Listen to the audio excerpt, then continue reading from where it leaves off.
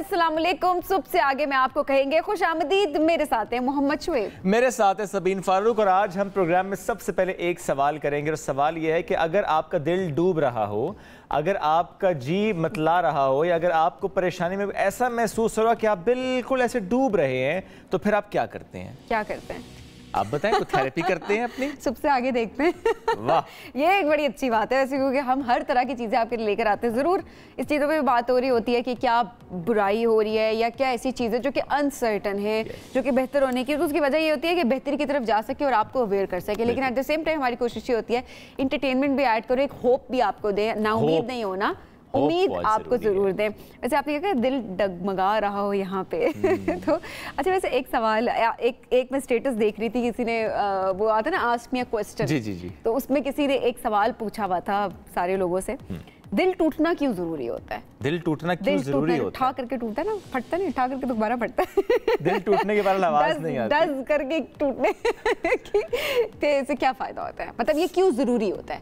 इंसान को मजबूत बनाता है। हाँ, मेरी राय में, जब आपका कोई रिलेशन या किसी भी मामले पर आपने एक उम्मीद लगाई हो, लेकिन वो ऐसा मामला ना हो और आप कहें जी मेरा दिल टूटा है, या मैं बहुत मुतासर हुआ हूँ, या मैं बहुत हर्ट हुआ हूँ, मेरी फीलिंग्स हर्ट हुई हैं, उसके बाद एक पीरियड गुजरता है और आप मजबूत होते हैं इमोशनली आप मजबूत होते हैं। और इसके साथ साथ मेरे ख्याल में दिल टूटना इसलिए भी ज़रूरी होता है, हम सिर्फ एक कॉन्टेक्स्ट में बात नहीं कर रहे, लेकिन ओवरऑल जितने भी रिश्ते होते हैं, हम अक्सर उनसे भी हम कहते हैं कि ये शख्स मेरे दिल से उतर गया। वो आपका दोस्त भी हो सकता है, रिश्तेदार भी हो सकता है, कोई भी रिश्ता हो सकता है। उसमें ये शोएब ये चीज़ ज़रूर होती है कि इससे आपको कम से कम ये ज़रूर पता होता है कि आपको अपनी ज़िंदगी में कैसा इंसान नहीं चाहिए। वाह, ये नहीं कि कैसा चाहिए, कैसे लोग आपको अपनी ज़िंदगी में नहीं चाहिए, उनको आपने साइड पे रखना है और उसके बाद आपको अपने एक पाथ पे चलना है। आप ये सादी सी बात है ना कि अगर किसी की ज़िंदगी में आपकी वक़्त नहीं है और आपने अपने दिल में उसे एक स्पेशल जगह दी है, तो इसका मतलब है आपने गलत किया है। तो कभी कभी एक्सपीरियंसेस आपको बहुत सिखा देते हैं। अच्छा, वैसे सबसे हम पूछना भी चाहेंगे कि आप लोग भी हमें कॉल्स करें, मैसेजेस करें, हमें ज़रूर बताएं क्या आपका दिल टूटा है कभी? अगर टूटा है तो फिर आपने जोड़ा कैसे है, खुद को मजबूत कैसे बनाया? चले जी, बढ़ते हैं आगे। कैसे आपने? और इससे पहले आगे बढ़े, एक और छोटा सा सवाल भी कि रोते हैं क्या आप, आंसू निकलते हैं आपके या नहीं? इस पर भी अपनी राय जरूर दीजिएगा। बढ़ते हैं जनाब आगे। और इस वक्त जो तूफान, हमने तो बात की ना दिल के तूफान की, लेकिन जो इस वक्त एक ऐसा तूफान जिसका खतरा मंडला रहा है हमारे इस खित्ते पर, उसकी बात कर लेते हैं। बायपरजॉय की बात कर लेते हैं। बहरा अरब में मौजूद समुद्री तूफान बायपरजॉय, शिद्दत इसमें थोड़ी सी कह रहे हैं कुछ कमी आई है, लेकिन जो रुख है इसका बदस्तूर पाकिस्तान और भारत के साहिली इलाकों की जानिब है। 15 जून ये कहा गया कि दोपहर तक सिंध में केटी बंदर से टकरा सकता है। इसकी वजह से कराची में सजावल, बदीन, ठट्ठा और आसपास के जो इलाके हैं, जो शहर हैं, वहाँ पर कहा यह जा रहा है कि 400 मिलीमीटर बारिश हो सकती है। और कल सिंध हुकूमत की तरफ से कहा गया कि आधे घंटे में 60 मिलीमीटर बारिश हो सकती है, जो कि क्लाउड बर्स्ट वो कहते हैं कि फिनोमेना हो सकता है। अब मुख्तलिफ इलाकों में अर्बन फ्लडिंग का जो खतरा है, इस पर आज हम बात कर लेते हैं। प्रोग्राम में ज्वाइन करें चीफ मेट्रोलॉजिस्ट सिंध सरदार सरफराज साहब। सर बहुत शुक्रिया, आपने वक्त दिया। सर जानना चाहते हैं आपसे तूफान की शिद्दत से मुताल्लिक इस वक्त क्या बता रहा है ये तूफान? उसमें फासला कुछ कमी आई है। इसमें अभी 4 से 70 किलोमीटर है कराची के जनूब में, और ठट्ठा से 460 किलोमीटर बनता है। शिद्दत में भी उसकी कुछ कमी आई है कदरे। पहले यानी वो रात तक तो एक्सट्रीमली सीवियर उसमें था, एक्सट्रीमली सीवियर साइक्लोनिक स्टॉर्म, और अभी वेरी सीवियर है। इसका मतलब ये है कि कोई 20 से 30 नॉटिकल माइल विंड की स्पीड कम हुई होगी और उसकी शिद्दत में थोड़ी सी कमी आई है। और लेकिन आगे जो बढ़ेगा शुमाल की तरफ और फिर शुमाल मशरिक की तरफ, कल से शुमाल मशरिक की तरफ उसका रुख होगा, तो इसी एक्सपेक्टेड ये है कि इसी इंटेंसिटी के साथ यानी बतौर वेरी सीवियर साइक्लोनिक स्टॉर्म वो इंडियन गुजरात कोस्ट को, हमारे केटी बंदर और गुजरात के दरमियान किसी जगह पर हिट करेगा। ठीक है सरफराज साहब, ये तो आपने बता दिया कि किन किन एरियाज को अभी खतरा है, लेकिन उसके साथ ये भी पूछना चाहेंगे कराची को इस तूफान से कितना खतरा है? तूफान के डायरेक्ट तो कराची को टकराने का खतरा नहीं है, ये दूर से निकलेगा, लेकिन जाहिर है कि उसका फैलाव इतना होता है, उसका घेरा इतना है कि 200 से 300 किलोमीटर तक उसका क्लाउड मास की एक्सटेंशन होती है। तो उस पूरे एरिया में 300 किलोमीटर के अंदर अंदर जहाँ से वो गुजरेगा उसके चारों तरफ 300 किलोमीटर के अंदर अंदर आंधी भी चल सकती है, बारिश अच्छी खासी तेज बारिश भी हो सकती है। तो कराची में भी एक्सपेक्टेड है कि 15 और 16 को तेज बारिश हो सकती है और आंधी भी चल सकती है। कल ही हो सकता है आंधी चल जाए, उससे पहले ही 14 तारीख को। और इसी तरह से सिंध के जो दूसरे अजला हैं, ठट्ठा, सुजावल और मीरपुर खास और बदीन, थरपारकर, उमरकोट, उन सब अजला में तो बड़ी मूसलाधार बारिश है और बहुत शदीद आंधी चलने का वहाँ पर से खतरा है। और जब बारिश की हम बात कर रहे हैं सरदार साहब, तो क्या क्लाउड बर्स्ट का फिनोमेना कंसीडर किया जा सकता है? जिस तरह कल सिंध गवर्नमेंट की तरफ से कहा गया कि आधे घंटे में 60 मिलीमीटर बारिश का हो जाना क्लाउड बर्स्ट है, आपकी राय चाहिए इस पर। देखिए, क्लाउड बर्स्ट ऐसा चीज है या ऐसा फिनोमेना जिसकी पेशगी इतला नहीं दी जा सकती कि फलां जगह पे क्लाउड बर्स्ट होगा। क्लाउड बर्स्ट मोस्टली तो पहाड़ी इलाकों से रिलेटेड फिनोमेना होता है कि जब ऑल ऑफ ए सडन अचानक बिल्डअप होता है और with in half an hour जो है ना 100 मिलीमीटर 200 मिलीमीटर बारिश होगी, उसको यूजुअली मतलब टिपिकली वो क्लाउड बर्स्ट होता है। और किसी भी एरिया के लिए पहले आप नहीं कर सकते प्रेडिक्शन कि हाँ फलां जगह पे क्लाउड बर्स्ट होगा। तो ये तो साइक्लोन की वजह से जितनी बारिशें हैं, तो मोर देन क्लाउड बर्स्ट है, इसमें तो क्लाउड बर्स्ट पीछे रह जाता है, इसमें तो बहुत ज्यादा बारिशें मुतवक्के आप उसकी तवक्को कर सकते हैं। ठीक है। और इस तूफान से मुताल्लिक जब आपने इनिशियली कहा कि इसका रास्ता, जिस पर आपने प्रेडिक्शन है कि रास्ता थोड़ा सा बदलना है, इसने ज़रा हर आवर में चीज़ें सामने आ रही होती हैं, तो रास्ता बदलने से मुतालिक आपकी रीडिंग क्या बता रही है? क्या ये मुमकिन है कि रास्ता यकसर बदल ले, जाके जो चीज़ें एंटिसिपेट की गई हैं कि यहाँ से गुजरेगा और यहाँ पे टकराएगा, अभी तक चीज़ें वैसी नजर आ रही हैं? की विंड्स होती है ना बेसिकली जो इसको स्टीयर कर रही होती हैं, अभी डोमिनेंट विंड्स ऐसे ही हैं कि जो इसको इधर नॉर्थ ईस्टवर्ड ही ड्रिफ्ट करेंगी। बेसिकली इसके जिस जहाँ साइक्लोन मौजूद है समंदर के अंदर, उसकी राइट साइड पे यानी इंडिया के ऊपर एक हाई प्रेशर है या स्टीयरिंग फैक्टर है, स्टीयरिंग विंड है। दूसरी उधर अरेबियन पेनिनसुला पे स्टीयरिंग विंड है। तो जो दोनों अतराफ में जो हाई प्रेशर जो या स्टीयरिंग विंड जो है ना, जो अपर एयर की वो गालिब होती है, जिसमें ज्यादा एक तरह से फोर्स होती है, तो वो उसको दूसरी तरफ पुश करती है। अब जितने मॉडल्स हैं उनका कंसेंसस हो गया, 90% 95% कंसेंसस है कि इसने नॉर्थ ईस्टवर्ड ही मूव करना है। सरफराज साहब, जैसे कि आपने पहले भी बताया कि आप मॉनिटर कर रहे हैं, आपकी टीम घंटे बाद इसको देखा जा रहा है, इसकी रीडिंग को बार बार बताया भी जा रहा है, और आपने कहा कि शिद्दत में कमी भी आ रही है, लेकिन क्या आइंदा आने वाले कुछ घंटों में इसकी शिद्दत में कमी आ सकती है? क्या ये मुमकिन है? पहले एक्सट्रीमली सीवियर था, अब वेरी सीवियर है। अब आगे कल मतलब अगले 2 दिन है, 15 तारीख को इसने एक तरह से टकराना है, 15 तारीख की नून या आफ्टरनून में किसी वक्त।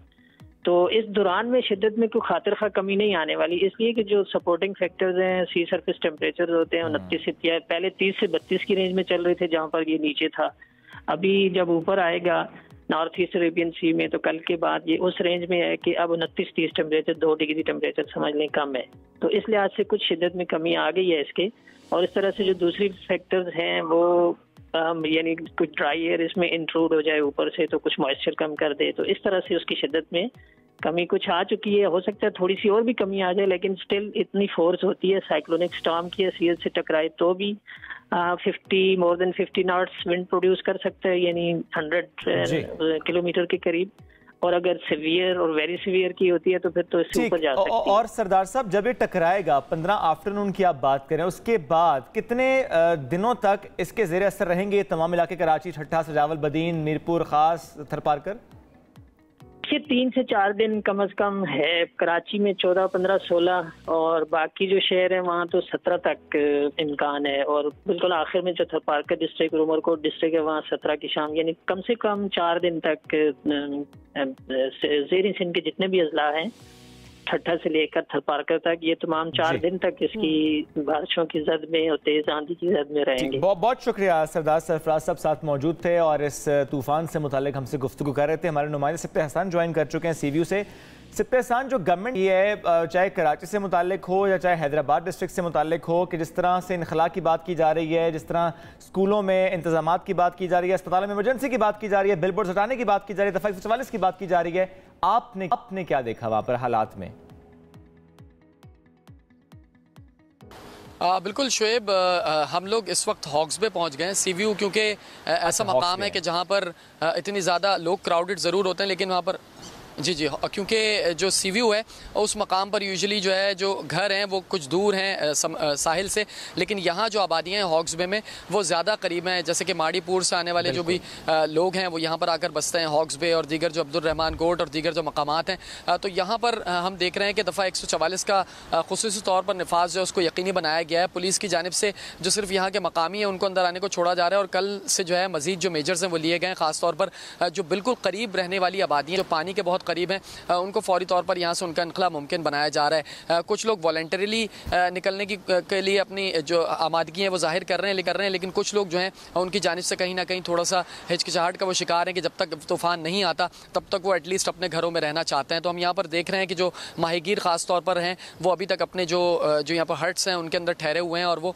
इस पूरी सिचुएशन को मॉनिटर कर रहे हैं। हॉक्स बे की अगर बात करें तो पानी नॉर्मली इस कदर इस वक्त जो है इतना नहीं चढ़ा हुआ होता, लेकिन इस वक्त भी आपको पीछे बिफरती हुई लहरें नज़र आ रही होंगी। इससे अंदाज़ा हो रहा होगा कि जो तूफ़ान है उसके कहीं ना कहीं जो असरात हैं वो कराची शहर पर भी पड़ते हुए दिखाई दे रहे हैं। ये जो दफ़ा 144 है उसके नफाज के बाद जो माड़ीपुर से लिंक रोड की जानिब आने वाला जितना भी ट्रैफिक है उसको वापस मोड़ा जा रहा है। बहुत सारे लोग पिकनिक मनाने स्टिल अभी भी यहाँ पर पहुँच रहे हैं और वो लेकिन उनको मायूसी का सामना करना पड़ रहा है क्योंकि यहाँ पर तमाम तर जो रास्ते हैं उनको बंद कर दिया गया है। सिर्फ यहाँ के जो मकामी है वो NIC वगैरह दिखाकर आगे सफ़र करने के अंदर कामयाब हो पा रहे हैं। पुलिस यहाँ पर डिप्लॉयड है। ठीक इस तरीके से अगर दीगर बीचेस की बात करें जिस तरह आपने बताया सी व्यू क्लिफ्टन, तो वहाँ पर भी जो आने जाने वाले रास्ते हैं सी व्यू की तरफ उनको बंद किया गया है, लेकिन जो वहाँ के मकामी हैं उनको फ़िलहाल जाने की इजाज़त है। तूफ़ान के पेश नज़र क्योंकि ज़्यादा जो इफेक्ट है वो KT बंदर, उसके अलावा ठट्टा, उसके अलावा उमरकोट, थरपारकर, बदीन, इन अज़ला के अंदर ज़्यादा होगा, तो कराची पे फोकस थोड़ा कम है, लेकिन दीगर जो सिंध के अज़ला है उन पर फोकस ज़्यादा है। लेकिन फिर भी हम देख रहे हैं कि दफ़ा 144 का जो नफाज है वो कहीं ना कहीं होता हुआ दिखाई दे रहा है। जी अच्छा, लेकिन यहीं पर सब्ताहसान ये भी पूछना चाहेंगे कि वो तमाम लोग जिस तरह आपने जिक्र किया कि कुछ लोग जगह छोड़ने को तैयार नहीं, अपने घर छोड़ने के लिए तैयार नहीं, और आपने माहीगीरों की भी बात की कि कुछ लोग वहाँ पर मौजूद हैं और सिचुएशन को मॉनिटर कर रहे हैं कि जब तक तूफान नहीं आएगा वहाँ से नहीं जाएंगे। उनको मुंतकिल करने के लिए क्या यकीनी बनाया जा रहा है? उनके खिलाफ कोई कार्रवाई की जा रही है? उनको ज़बरदस्ती ले जाया जा रहा है? क्योंकि जाहिर है ये उनकी जान का मामला है और ये सेफ्टी की बात है, तो इस मामले में इंतज़ामिया क्या कर रही है? बिल्कुल, देखें सबीन, इशू ये होता है कि ये जितने भी लोग हैं इनके लिए कोई मुतबादिल जगह मौजूद नहीं है। फ़िलहाल हमने जितनी भी जगहों पर यहाँ पर विज़िट किया है कोई ऐसी जगह नहीं है कि इनको यहाँ से उठाकर फौरी तौर पर वहाँ मुंतकिल कर दिया जाए। तो लाजमी तौर पर उनके घर हैं, उनकी तमाम तर चीज़ें हैं, और उनका ये कहना भी है, कुछ यहाँ पर जो माहीगीर हैं हमारी उनसे बात हुई, उनका कहना है कि नॉर्मली जुलाई, जून, अगस्त के जो महीने हैं इनमें समंदर वैसे भी चढ़ा होता है और वो नॉर्मली इस हालात में रहने के आदी हैं। नॉर्मली अगर बात करें तो जून से ये सिलसिला शुरू हो जाता है और अगस्त 15 तक जो है ये सिलसिला जारी रहता है और उनको इतने ही चढ़े हुए समंदर का सामना करना पड़ता है। तो वो इस हालात में भी यहाँ रहते आए हैं माजी में भी, और अभी भी वो उसमें रहने के काबिल हैं। अलबत्ता इंतजामिया की जानिब से फिलहाल जो आम शहरी हैं उनको तो हॉक्स बे आने से या दीगर जो पिकनिक पॉइंट्स से रोका जा रहा है, लेकिन पॉइंट्स पर नहीं जाने दिया जा रहा है। सिर्फ दो बातें, एक कराची से मुताल्लिक़ जो कहा जा रहा है कि तेज़ हवाएं चलेंगी, आंधी का खतरा, ऐसे में बिल बोर्ड से गिर जाना, वो दरख्त जो कि नुकसान पहुंचा सकते हैं गिरकर, उनके हवाले से क्या किया गया है? और फिर अगर हम KT बंदर की बात करें, हम ठट्टा की बात करें, सजावल की बात करें, या उन जजीरों की बात करें जहां पर लोग बसते हैं, उनके लिए क्या किया जा रहा है? देखिए शोएब, मैं नॉर्थ कराची में रहता हूँ। नॉर्थ कराची से रोज़ IIA चंडीगढ़ रोड का सफ़र करता हूँ और अपने दफ्तर आता हूँ। मुझे पूरे रास्ते में कहीं पर भी बिल बोर्ड्स हटे हुए नहीं दिखाई दिए, यानी कि उसके खिलाफ कोई कार्रवाई नहीं हुई। इसी तरीके से दरख्तों की अगर बात करें तो उनकी छटाई या कटाई के हवाले से हमने कोई भी ऐसा इंतजाम होता हुआ नहीं देखा। इसके हवाले से नोटिस जारी कर दिए जाते हैं, इंतजामिया को कह दिया जाता है, शायद वो कागज़ों की हद तक तो होता है, लेकिन नॉर्मली हमें जो ग्राउंड पर जो रियलिटी है वो होती भी नहीं दिखाई देती। तो बिल बोर्ड्स के हवाले से फ़िलहाल कोई हिकमत अमली इंतजामिया की जानिब से नहीं बनाई गई, बल्कि ये तो अदालत की जानिब से भी पहले भी कहा गया है कि बारिशों से कबल इसके हवाले से मरबूत हिकमत अमली बनाई जाए, लेकिन हमेशा जो है वो बिल बोर्ड्स उसी जगह नज़र आते हैं, बल्कि उसमें इजाफा होता हुआ हमें खास तौर पर ज़िला वस्ती और अतराफ़ के जो अज़ला हैं उसके अंदर इजाफा होता हुआ यौमिया बुनियादों पर हमें दिखाई देता है। ठीक इस तरीके से दीगर हिकमत अमली की जिस तरह आपने बात की, तो सिर्फ और सिर्फ साहिल से रिलेटेड जितनी भी एक्टिविटीज़ हैं उनको तो किसी हद तक कंट्रोल किया गया है, लेकिन शहर के इन बिटवीन द सिटी कोई ऐसी खास हिकमत अमली जो है वो गवर्नमेंट की जानिब से अपनाते हुए दिखाई हमें नहीं दी जा रही है। जी ठीक है, सिब्ताहसान बहुत शुक्रिया, आप अपडेट कर रहे थे। इस वक्त वहाँ पर क्या है दफ़ा 144 का नफाज है जिस पर इतलाक होता नज़र भी आ रहा है, लेकिन एट द सेम टाइम ज़रा भी 2 दिन है, इसमें देखना होगा किस तरह से इंतज़ामिया हरकत में आती है। अगर बिल बोर्ड्स की बात की गई है तो सिर्फ एक लेटर की हद तक ना हो, सिर्फ अहकामात की हद तक ना हो, बल्कि वाकई वो बिल बोर्ड्स जो कि ख़तरा हो सकते हैं उनको हटाया जाए और अपना भी ख्याल रखें। लोग मुंतकिल, यकीनन जिस तरह से अभी हमारे नुमाइंदे भी यही बात बता रहे थे कि लोग आदी हैं इस तरह की सिचुएशन में रहने के, लेकिन इस मरतबा बताया जा रहा है कि तूफान जो है वो सख्त है और इससे खुदा न खास्ता कोई जानी या ज्यादा माली नुकसान भी हो सकता है। शायद से भी वजह ये भी है, चूंकि जरा हम हॉक्स बे की बात अगर करें तो हम चूंकि दूसरी साइड केटी बंदर, सजावल, ठट्ठा बदीन की अगर बात करें वहाँ खतरा चूंकि ज्यादा है तो वहाँ पर ज्यादा काम होने की जरूरत है। जो जजीरे उस तरफ हैं जहाँ पर लोग रहते हैं उनका वहाँ से इनखला बहुत जरूरी है। ऐसे में अगर सिर्फ ये कह दिया जाए कि स्कूलों में छुट्टियाँ हैं, स्कूल हैं, हमारे पास इंफ्रास्ट्रक्चर है, वहाँ पर ठहरा लेंगे, तो फिर इससे पहले कि देर हो जाए, इससे पहले कि तूफान टकरा जाए, इससे पहले किसी की जान खुदा ना खास्ता चली जाए, बहुत बेहतर है कि पहले से इनखला किया जाए, वहाँ पर जाकर उनसे बात करके, चूंकि घर छोड़ना सबसे मुश्किल काम होता है, अपनी छत छोड़ना सबसे मुश्किल काम होता है। ऐसे में उनको ये अगर कहा जाए कि आपने घर छोड़ना है लेकिन कहाँ लेकर जाएंगे, कैसे रखेंगे, तो फिर वो नहीं, उनको पता नहीं है कि वहाँ से निकल के उन्होंने कहाँ जाना है, तो अपने घर से कोई क्या निकलेगा। खैर, इसके इंतजाम करने की बहुत ज़्यादा ज़रूरत है।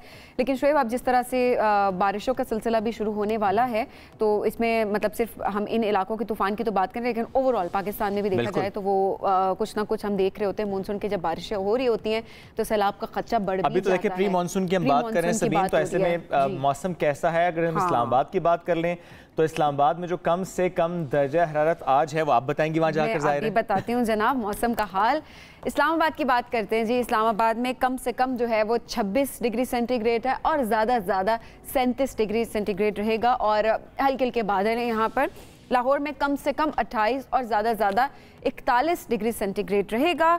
कराची में कम से कम 30 और ज़्यादा 37 डिग्री सेंटीग्रेड रहेगा। पेशावर में कम से कम 28 और ज़्यादा 40 डिग्री सेंटीग्रेड रहेगा। कोयटा में कम से कम 19 और ज़्यादा 34 डिग्री सेंटीग्रेड रहेगा। ये है जनाब मौसम का हाल। और अब कल हमने कहा था कि सिर्फ सूरज चमक रहा है, लेकिन अब देखें किस तरह से अनप्रेडिक्टेबल होता है वेदर, कि अगले दिन पता नहीं होता क्या हो। तो आज ज़्यादातर इलाकों में हमने देखा है कि बादल छाए हुए हैं। अब अल्लाह करे कि बादल जो छाए हुए, मौसम ज़रा अच्छा ही रहे, क्योंकि जब हम मौसम की बात करते हैं ज़रा जो सदर्न पार्ट है इस वक्त उस पर पहले हमने डिटेल से बात की है, वहाँ ख़तरा चूँकि ज़्यादा ऑलरेडी है। लेकिन नॉर्थ की बात करें तो यहाँ पर अगर या सेंट्रल पंजाब की बात करें या पूरे पंजाब की बात भी करें तो यहाँ पर गर्मी है, तो इसलिए थोड़ी बारिश हो जाए तो बेहतर है। बेहतर है, रहमत हो जहमत ना हो, रहमत हो, क्योंकि वो अब जाहिर है जिस तरह के हालात हो चुके हैं उस टाइम में आप फिर रहमत की दुआ मांगे, जो भी हो बस रहमत हो, रहमत की बारिश हो। चलें जी, कुछ खबरें जो आज आपके लिए हमने ढूंढ रखी हैं। सबसे पहले उसमें जिक्र हमने करना आर्टिफिशियल इंटेलिजेंस का। आर्टिफिशियल इंटेलिजेंस AI टेक्नोलॉजी पर मबनी चैट बोट ChatGPT दुनिया भर में मकबूलियत के नए रिकॉर्ड कायम कर रहा है और इनके सारिफिन की तादाद अगर हम नवंबर 2022 से जनवरी 2023 की बात करें, यानी सिर्फ 2-3 महीने में, तो जनाब वो 10 करोड़ से तजावुज़ कर गई है। 2 महीने में 10 करोड़ से तजावुज़ कर चुकी है।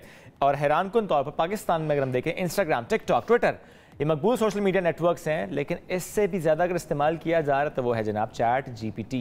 नए वर्जन आ रहे हैं उसके बारे में, और ज़ाहिर मेहनत नहीं करनी पड़ती। थोड़ी ये बातें भी, टेक्नोलॉजी ठीक है, एक ब्लेसिंग ज़रूर है कि आप मेहनत नहीं करनी पड़ती। लेकिन पिछले दिनों एक खबर भी आ रही थी, वो ये कि जो एक स्टूडेंट है उन्होंने होमवर्क किया है ChatGPT को देखकर, वहाँ से उन्होंने जनाब अपना होमवर्क कंप्लीट किया है, अपनी असाइनमेंट कंप्लीट की है, तो वो ज़ाहिर पकड़ी गई है। कहीं ना कहीं हम देख रहे होते हैं प्लेजरिज्म भी होता है, और वो अब जाहिर है टेक्नोलॉजी एक जगह से आप उठाएंगे दूसरी जगह पर पकड़ा जरूर जाएगा कि आपने कहीं से उसको देखकर इस्तेमाल भी किया। मुस्बत इस्तेमाल करें स्टूडेंट्स जो इस वक्त देख रहे हैं। अच्छा, इस पर प्लीज मुस्बत इस्तेमाल करें। क्योंकि सभी हमारी मिनिस्ट्री ने एक ड्राफ्ट भी तैयार कर ली AI पर, और इसमें ये बहुत फोकस किया जा रहा है कि एथिकल यूज ऑफ AI पर हमें फोकस करना है। ठीक है, किसी की अवेयरनेस या उसका इस्तेमाल अपने का, लेकिन एथिकल यूजेज पर बहुत ज़्यादा काम होने की ज़रूरत है। लेकिन इस वक्त ChatGPT 7वें नंबर पर है, 7वें नंबर पर, और इसके मुकाबले में इंस्टाग्राम 8वें पे है, ट्विटर जो है वो 9वें पे है, टिकटॉक 10वें नंबर पर है। हैरानकुन है वैसे ही। पाकिस्तान में देखें ऊपर चला गया इंस्टा कैसे नीचे,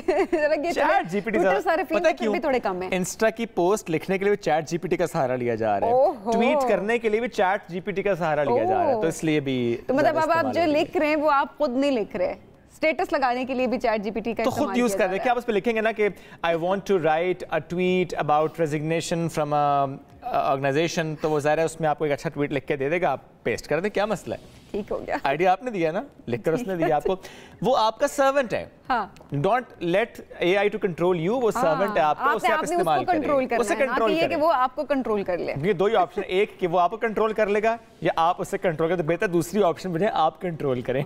चलो जी बढ़ते हैं आगे। तेल सस्ता होने का जो इम्कान है, यानी पेट्रोल और डीजल सस्ता होने का जो इम्कान, उसकी बात कर लेते हैं।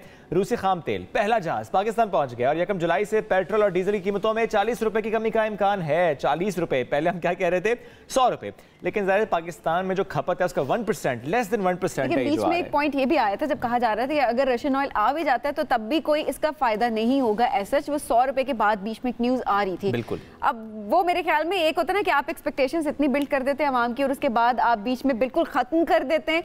खत्म करने के बाद जो है आप फिर उसको एक ऐसे मिनिमल उस पे लेकर आ जाते हैं कि लोग खुश हो जाएं। चले उसमें मैं जरूर कहूँगा, मेरी नजर से गुजरा नहीं कि गवर्नमेंट की तरफ से कहा गया हो कि 100 रुपए सस्ता होगा। ये खामखा सोशल मीडिया पे चीजें आती हैं, लोग शेयर करते रहते हैं। ऑफिशियली कहीं पर ये नहीं किया। आप देखें ना, लेस देन 1% जो है हमारी खपत का है, तो इसलिए कैसे मुमकिन है कि 100 रुपए सस्ता हो। लेकिन अभी भी जो कर रहा है 40 रुपए सस्ता, मेरा इस पे सवाल है कि 40 रुपए सस्ता कैसे? यू नेवर नो, है ना? लेट्स सी क्या हो जाता है। ये जहाज जो एक कुछ भी हो सकता है, जबरदस्त किस्म का जहाज है ना, प्योर पॉइंट, ये जनाब संडे को पहुंच चुका है। और अब देखते हैं कि आइंदा आने वाले दिनों में कैसे पाकिस्तान और रशिया के दरमियान इस मुआहदे पे हम और तेजी देखते हैं और तेल, सस्ता तेल वहां से आता है यहाँ पर। चलें, वी रियली होप कि सब जो हो अच्छा हो। बिल्कुल जी। चलिए, जनूबी कोरिया से खबर है, एक शख्स की बगैर रस्सी की 123 मंजिला जो इमारत है उस पर चढ़ने की वीडियो वायरल हुई है। ये वर्ल्ड टावर पे चढ़े हैं जनाब, और ये बगैर, ये देखें जरा, उफ अल्लाह, देख कर डर लग रहा है। विदाउट एनी सपोर्ट ये इतनी ऊंची इमारत के ऊपर चढ़ रहे हैं, लेकिन ये इनको महंगी भी पड़ी है क्योंकि इसके बाद इनको पुलिस ने गिरफ्तार भी कर लिया क्योंकि कोई भी सेफ्टी प्रिकॉशंस इन्होंने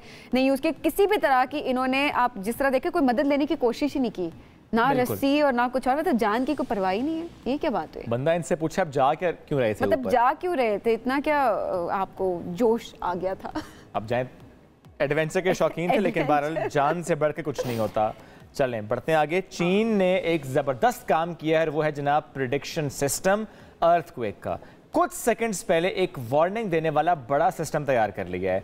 जल्ज़ले से मुतालिक वैसे भी हम सुनते आए ना कि ठीक ठाक टेक्टोनिक प्लेट से मुतालिक इन्फॉर्मेशन होती है, लेकिन कब जल्ज़ला आएगा प्रिडिक्ट नहीं किया जाता था।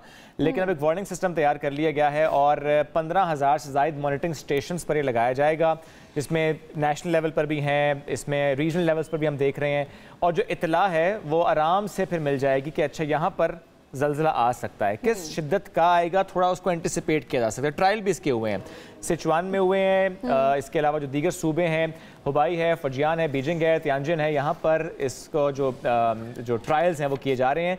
और ये जो वार्निंग नेटवर्क है, ये हंगामी नशरियात, मोबाइल फ़ोन, टेलीविज़न और जो भी टर्मिनल्स होते हैं, जैसे मुख्तलिफ चैनल से जल्जले के बारे में मालूमात जो जारी की जाती हैं उसको फराहम करेगा। एक बड़ा अच्छा इन्होंने एक ज़ाहिर टेक्नोलॉजी जो उसका इस्तेमाल करते हुए इन्होंने बड़ी अच्छी चीज़ है कि जात के, लेकिन मुझे समझ नहीं आ रही कि कुछ सेकंड्स में आप क्या कर सकेंगे। नंबर 1, कुछ ना कुछ तो हो जाएगा, कुछ ना कुछ, मतलब क्या ही हो सकेगा, मतलब उस लिहाज से अगर देखा जाए तो इट्स रियली गुड जो कि है। मे बी कुछ सेकंड्स है तो मे बी अब आहिस्ता आहिस्ता देखें चीन जिस तरह तरक्की भी कर रहा होता है और नई नई टेक्नोलॉजी आ रही है, तो एक स्टेप है, तो वो कुछ मिनट्स भी आ सकते हैं सामने के, कुछ मिनट्स पहले तो आप जो है वो तबाही से सही किसी भी किस्म के नुकसान से आप देखें ना, आप चले माली नुकसान शायद ना आप बचा पाए, लेकिन जानी नुकसान बचा पाएंगे। आप किसी सही सेफ्टी वाली जगह पर जाकर आप रुक सकते हैं, आप पनाह ले सकते हैं। बिल्कुल जी। एक और खबर है, मैं ही एक्टर हूँ, मैं ही प्रोड्यूसर हूँ, मेरी ही मूवी है और मेरा नाम, मैं ही सिंगर हूँ, मैं ही सिंगर भी हूँ, मैं ही सिंगर। मेरा नाम सिंगर तो सबसे पहले है ना। मेरा नाम क्या है? आपका नाम तो मोहम्मद शुएब है, लेकिन जिनकी आप बात करें उनका नाम है Tahir Shah. Hollywood film IITY बनाने का ऐलान कर दिया, ट्वीट की है और कहते हैं ताहिर शाह साहब कि हॉलीवुड फिल्म बनाएंगे और एक नए अहद का आगाज करेंगे।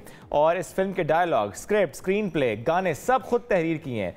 फिल्म में गुलकारी भी खुद की है, प्रोडक्शन भी उनकी अपनी है, खुद मरकजी किरदार भी अदा कर रहे हैं और कनेडियन, अमेरिकन और मुत्तहिदा अरब अमीरात से ताल्लुक रखने वाले फनकार शामिल होंगे। वाह भाई वाह, ये वैसे बड़ी एक न्यूज़ है actually.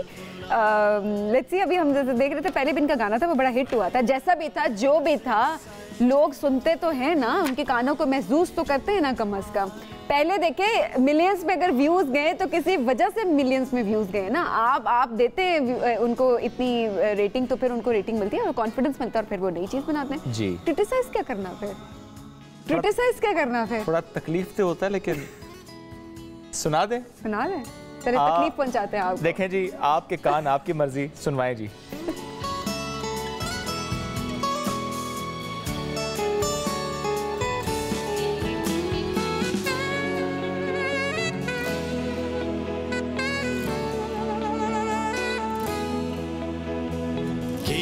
love in the soul, make love and die to eye.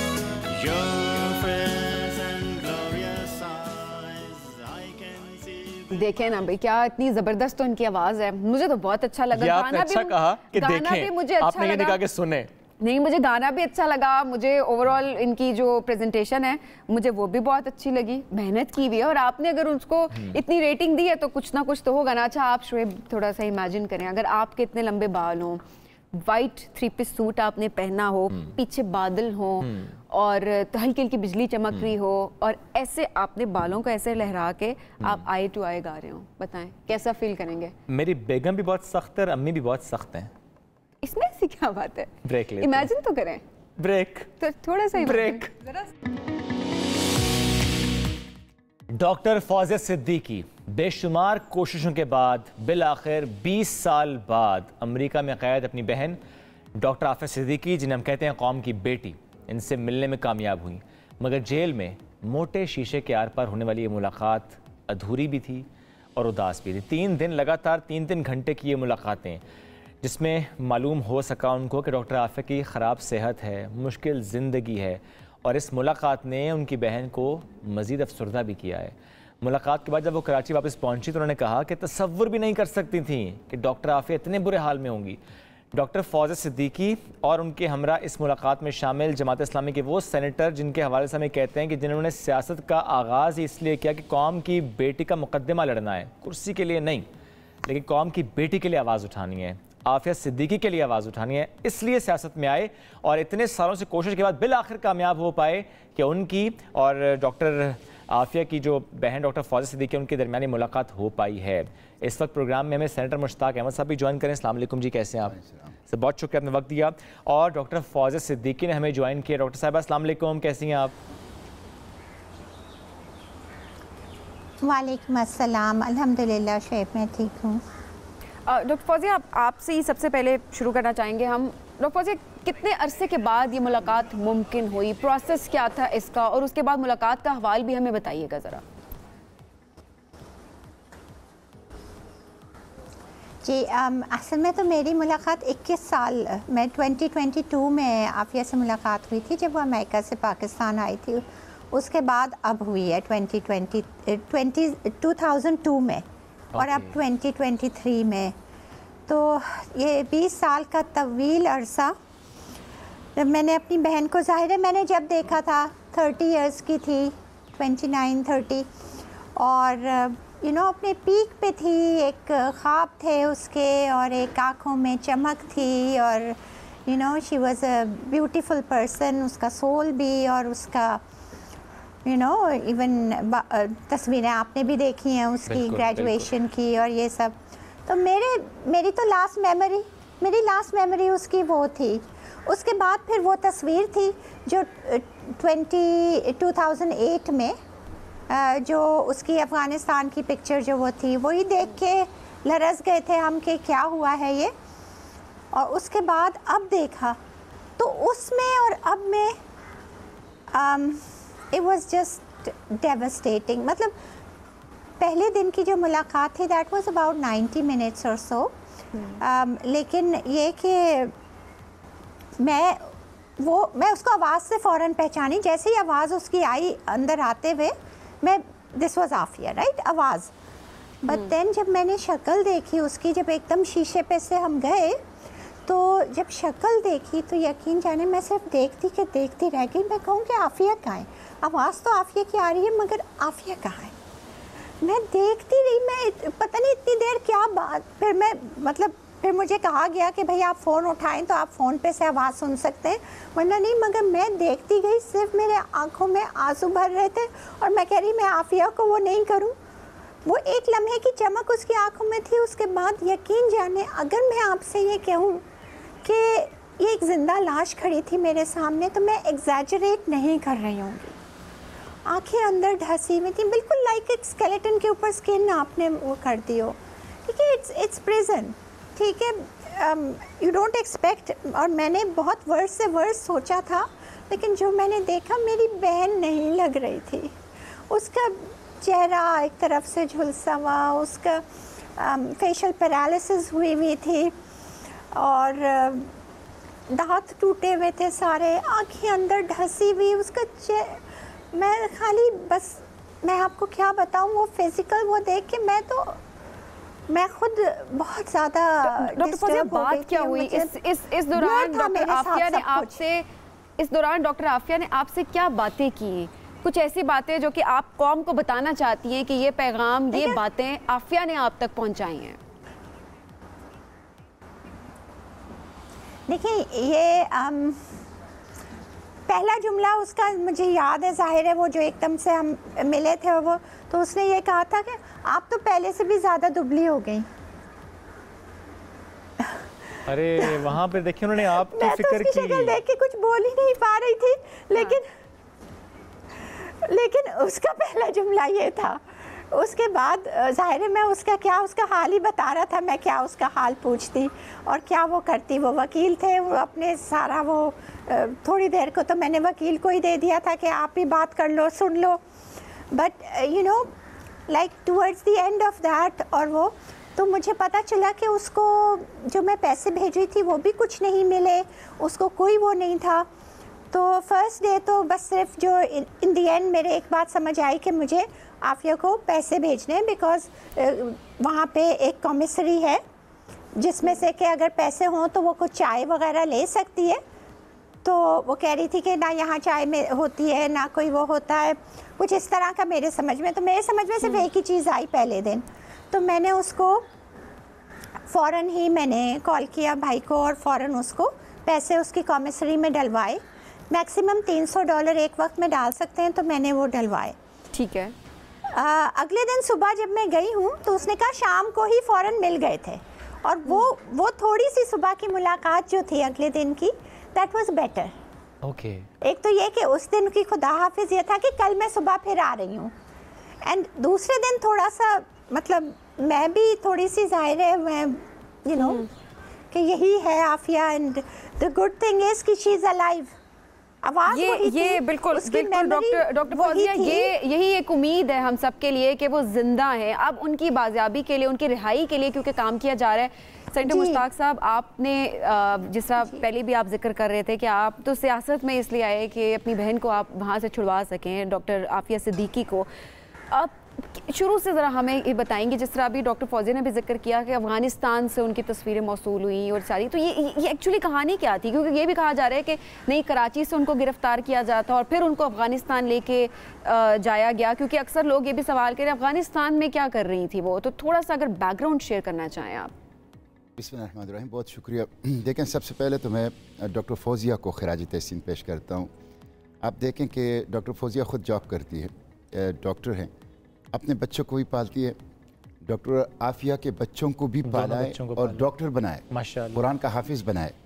गुज़िश्ता 2 अशरों से अपनी बहन की बाजियाबी का अलम उठाए रखा, बेशक गर्म सर्द में। और ये कहना आसान है, लेकिन करना, अपने बच्चों को पालना, उनके बच्चों को पालना, जॉब करना, अपनी बहन की रिहाई का अलम दुनिया भर में उठा के चलना, ये बहुत मुश्किल है। बेशक।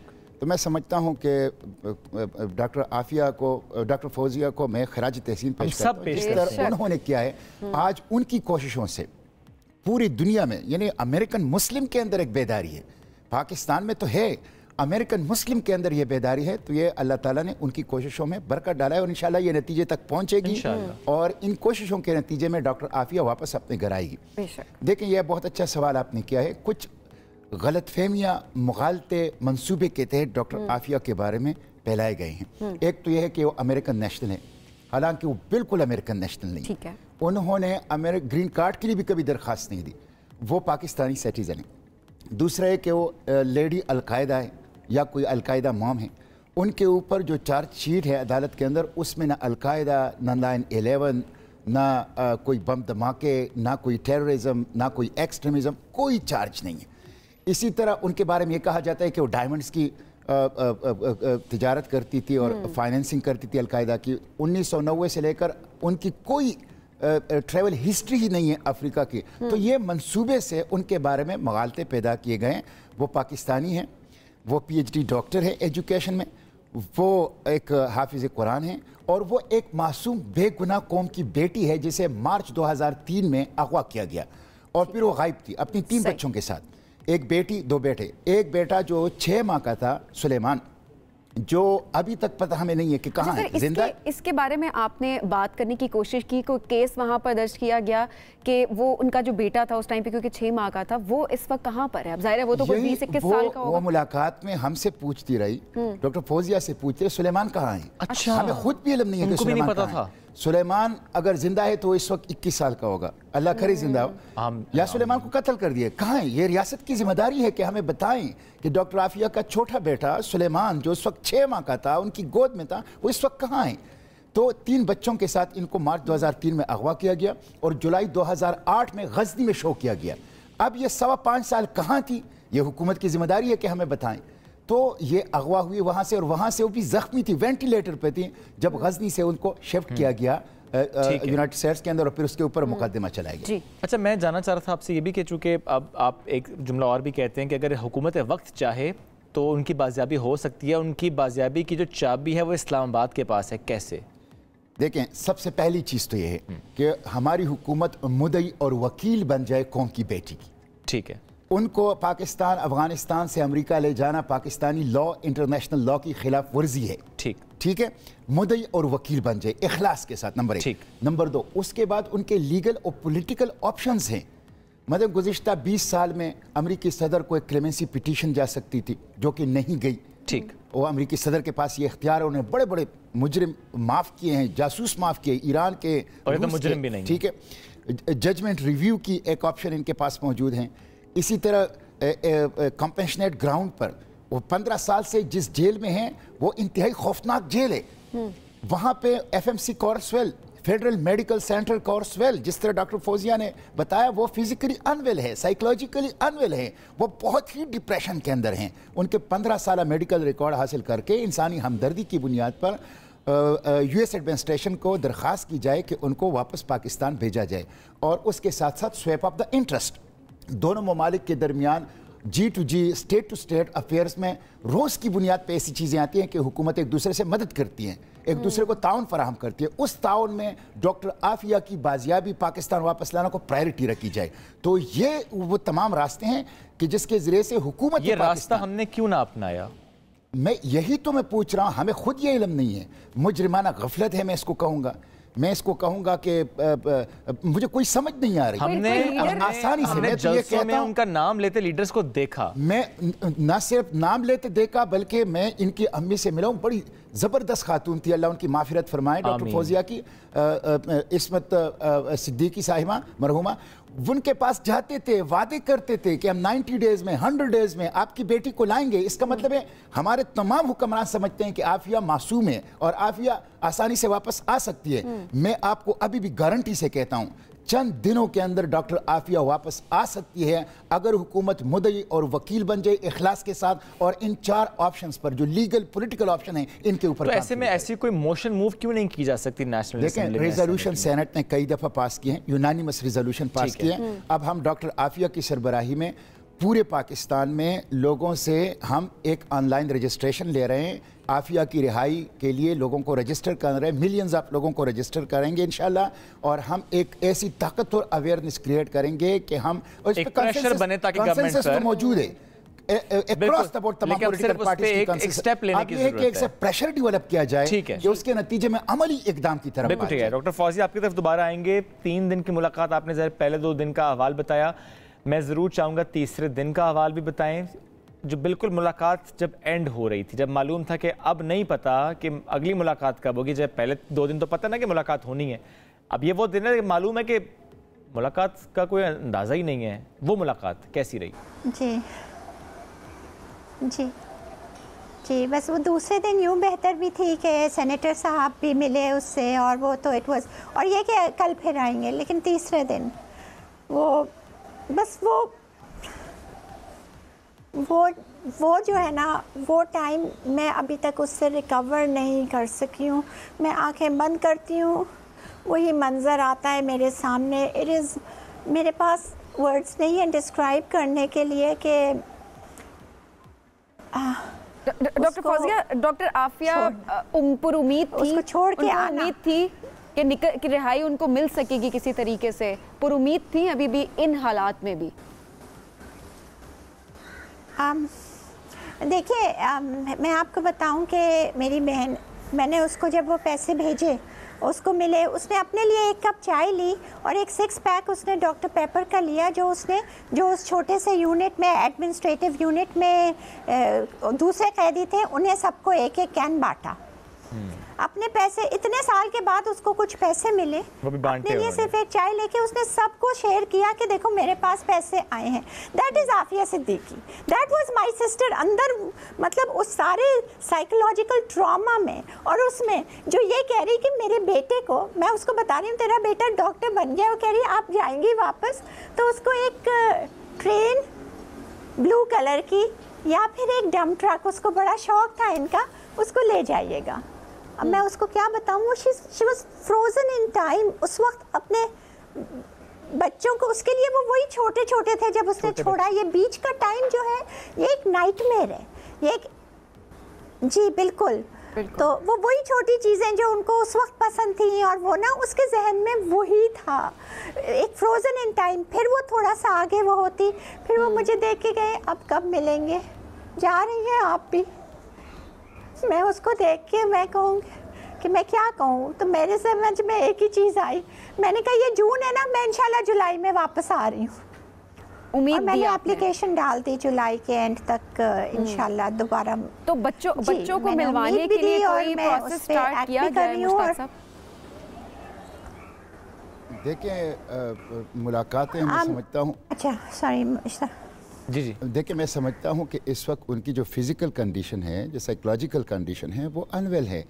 वो एक ऐसा जेल है जो इस वक्त भी यूएस एडमिनिस्ट्रेशन के साथ उस वक्त 3 रेप के इंक्वायरियाँ चल रही हैं। वो जंजीरों में हैं, वो वहाँ पे जंजीरों में लाई जाती थी, जंजीरों में हमारी मुलाकात से वापस ले जाई जाती थी। वो बहुत ही खौफनाक हालात के अंदर, आपको पता है कि उनके सामने के 4 दांत टूट गए हैं, उनके स्कार्फ जो है वो पटी हुई थी और उनके कान के पीछे सर पे जख्म था, उनकी कुव्वत समाअत मुतासिर थी, वो बहुत ही परेशानी हालत में हैं। मैं समझता हूँ हमें फोकस करना चाहिए इसके ऊपर कि उनको जल्द अज जल्द पाकिस्तान लाया जाए जी इनको। और मैं आपको ये बताया कि देखें वो दिनों में वापस आ सकते हैं। मुश्ताक साहब, ये जो सारी कंडीशन आप बता रहे हैं, ज़ाहिर है अब चूँकि आप लोग मिल कर आए हैं, आप बेहतर तौर पर समझा बता सकते हैं, अदरवाइज़ लोगों को ज़ाहिर है काफ़ी हद तक इल्म था कि क्या हालत है।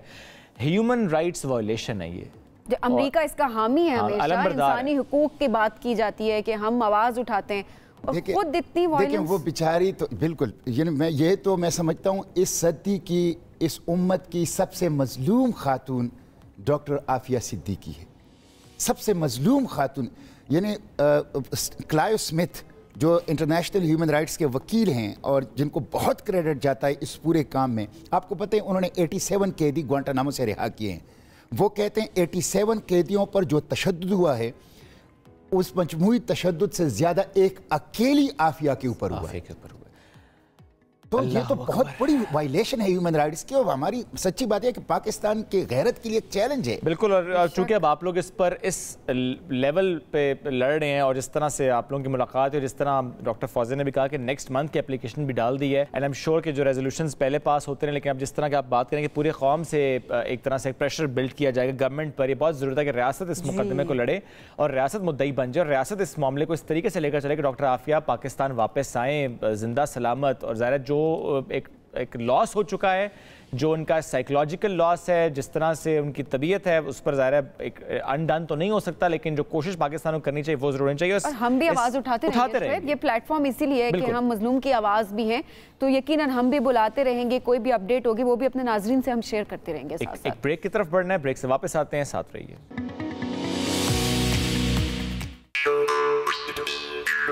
तीर ऐसा कि निशाना खुद उसकी तमन्ना करे। तुम वाकई इतनी खूबसूरत हो या औरत भागी हो के इतनी हसीन लगती है। तुम्हारे पापा मुझे घर दामाद बनाने की पूरी तैयारी कर चुके हैं। लंगड़े घोड़े पे रेस में कोई बाजी नहीं खेलता। कभी कभी ऊंट को एहसास नहीं होता कि वो किस पहाड़ के नीचे आ चुका है। मुसाफिर हूँ, FIR कटवानी थी। कितनी बारी आंख है कि पर्चा थी सी ये खर्चा थी सी। 10 सेकंड में सारी नफरी मैगजीन अनलोड करें और लोड करें। पिछले 4 साल में कोई पर्चा ही नहीं कटा। बड़ा ही पुरसकून इलाका है झोंक सियाल। जिस दिन मैंने तुम्हें रंगे हाथों धर लिया, सरकार के नौकर तो नहीं रहोगे तुम। लिहाज कर, सादा कागज और पक्की पेंसिल। 2 मिनट के अंदर मुझे ये सब थाने की हदूद से बाहर चाहिए। ESP अरसलान मुअत्तल। अपनी फिक्र कर मीरल, अब तो वो वर्दी भी नहीं रही जिसका मैं लिहाज करता था। बच्चे आपके आने से बहुत खुश हैं। सिर्फ बच्चे ही? बच्चों की उस्तानी भी। वक्त पड़ने पर जान ले भी सकती हूँ और मजबूर होने से पहले जान दे भी सकती हूँ।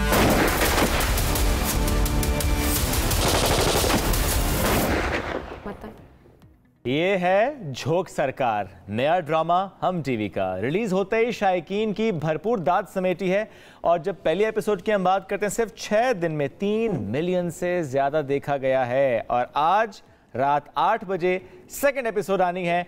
ज़बरदस्त ड्रामा जनाब, और फरहान सईद, हिबा बुखारी इसमें हमें मरकज़ी किरदार अदा करते नज़र आ रहे हैं। और अगर हम बाकी शानदार जानदार किरदारों की बात करें, माहम शाहिद भी हैं और आसिफ रज़ा मीर साहब भी हैं, इसी तरह दीगर अदाकार। तो ज़बरदस्त जनाब ड्रामा, और उनके जो डायरेक्टर हैं यानी हिदायतकार हैं सैफ़ी हसन भाई ने भी ज्वाइन कर ली है, और माहम शाहिद, मामिया उनका एक स्टेज नेम निकनेम भी है, वो भी यहाँ पर मौजूद है। हम दोनों को वेलकम करते हैं। अस्सलाम वालेकुम जी, कैसे हैं आप लोग? वालेकुम अस्सलाम।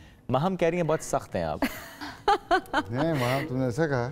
मैंने नहीं ऐसा कहा। बहुत स्ट्रिक्ट है। नहीं ऐसे उन्होंने कहा परफेक्शनिस्ट है, जो उनको चाहिए होता है बस वो आपने परफॉर्म करना होता है। मैं बहुत आसान आदमी हूँ काम करने के लिए, बिल्कुल परफेक्शनिस्ट नहीं हूँ। ठीक है। हाँ, बस एक हद तक मैं कोशिश करता हूँ, उसके बाद अल्लाह पे छोड़ देता हूँ। ऐसे ही ना वहाँ, ऐसे ही है अभी। हाँ सर, ऐसे ही है। अभी वो आ चुके हैं तो ऐसे ही है।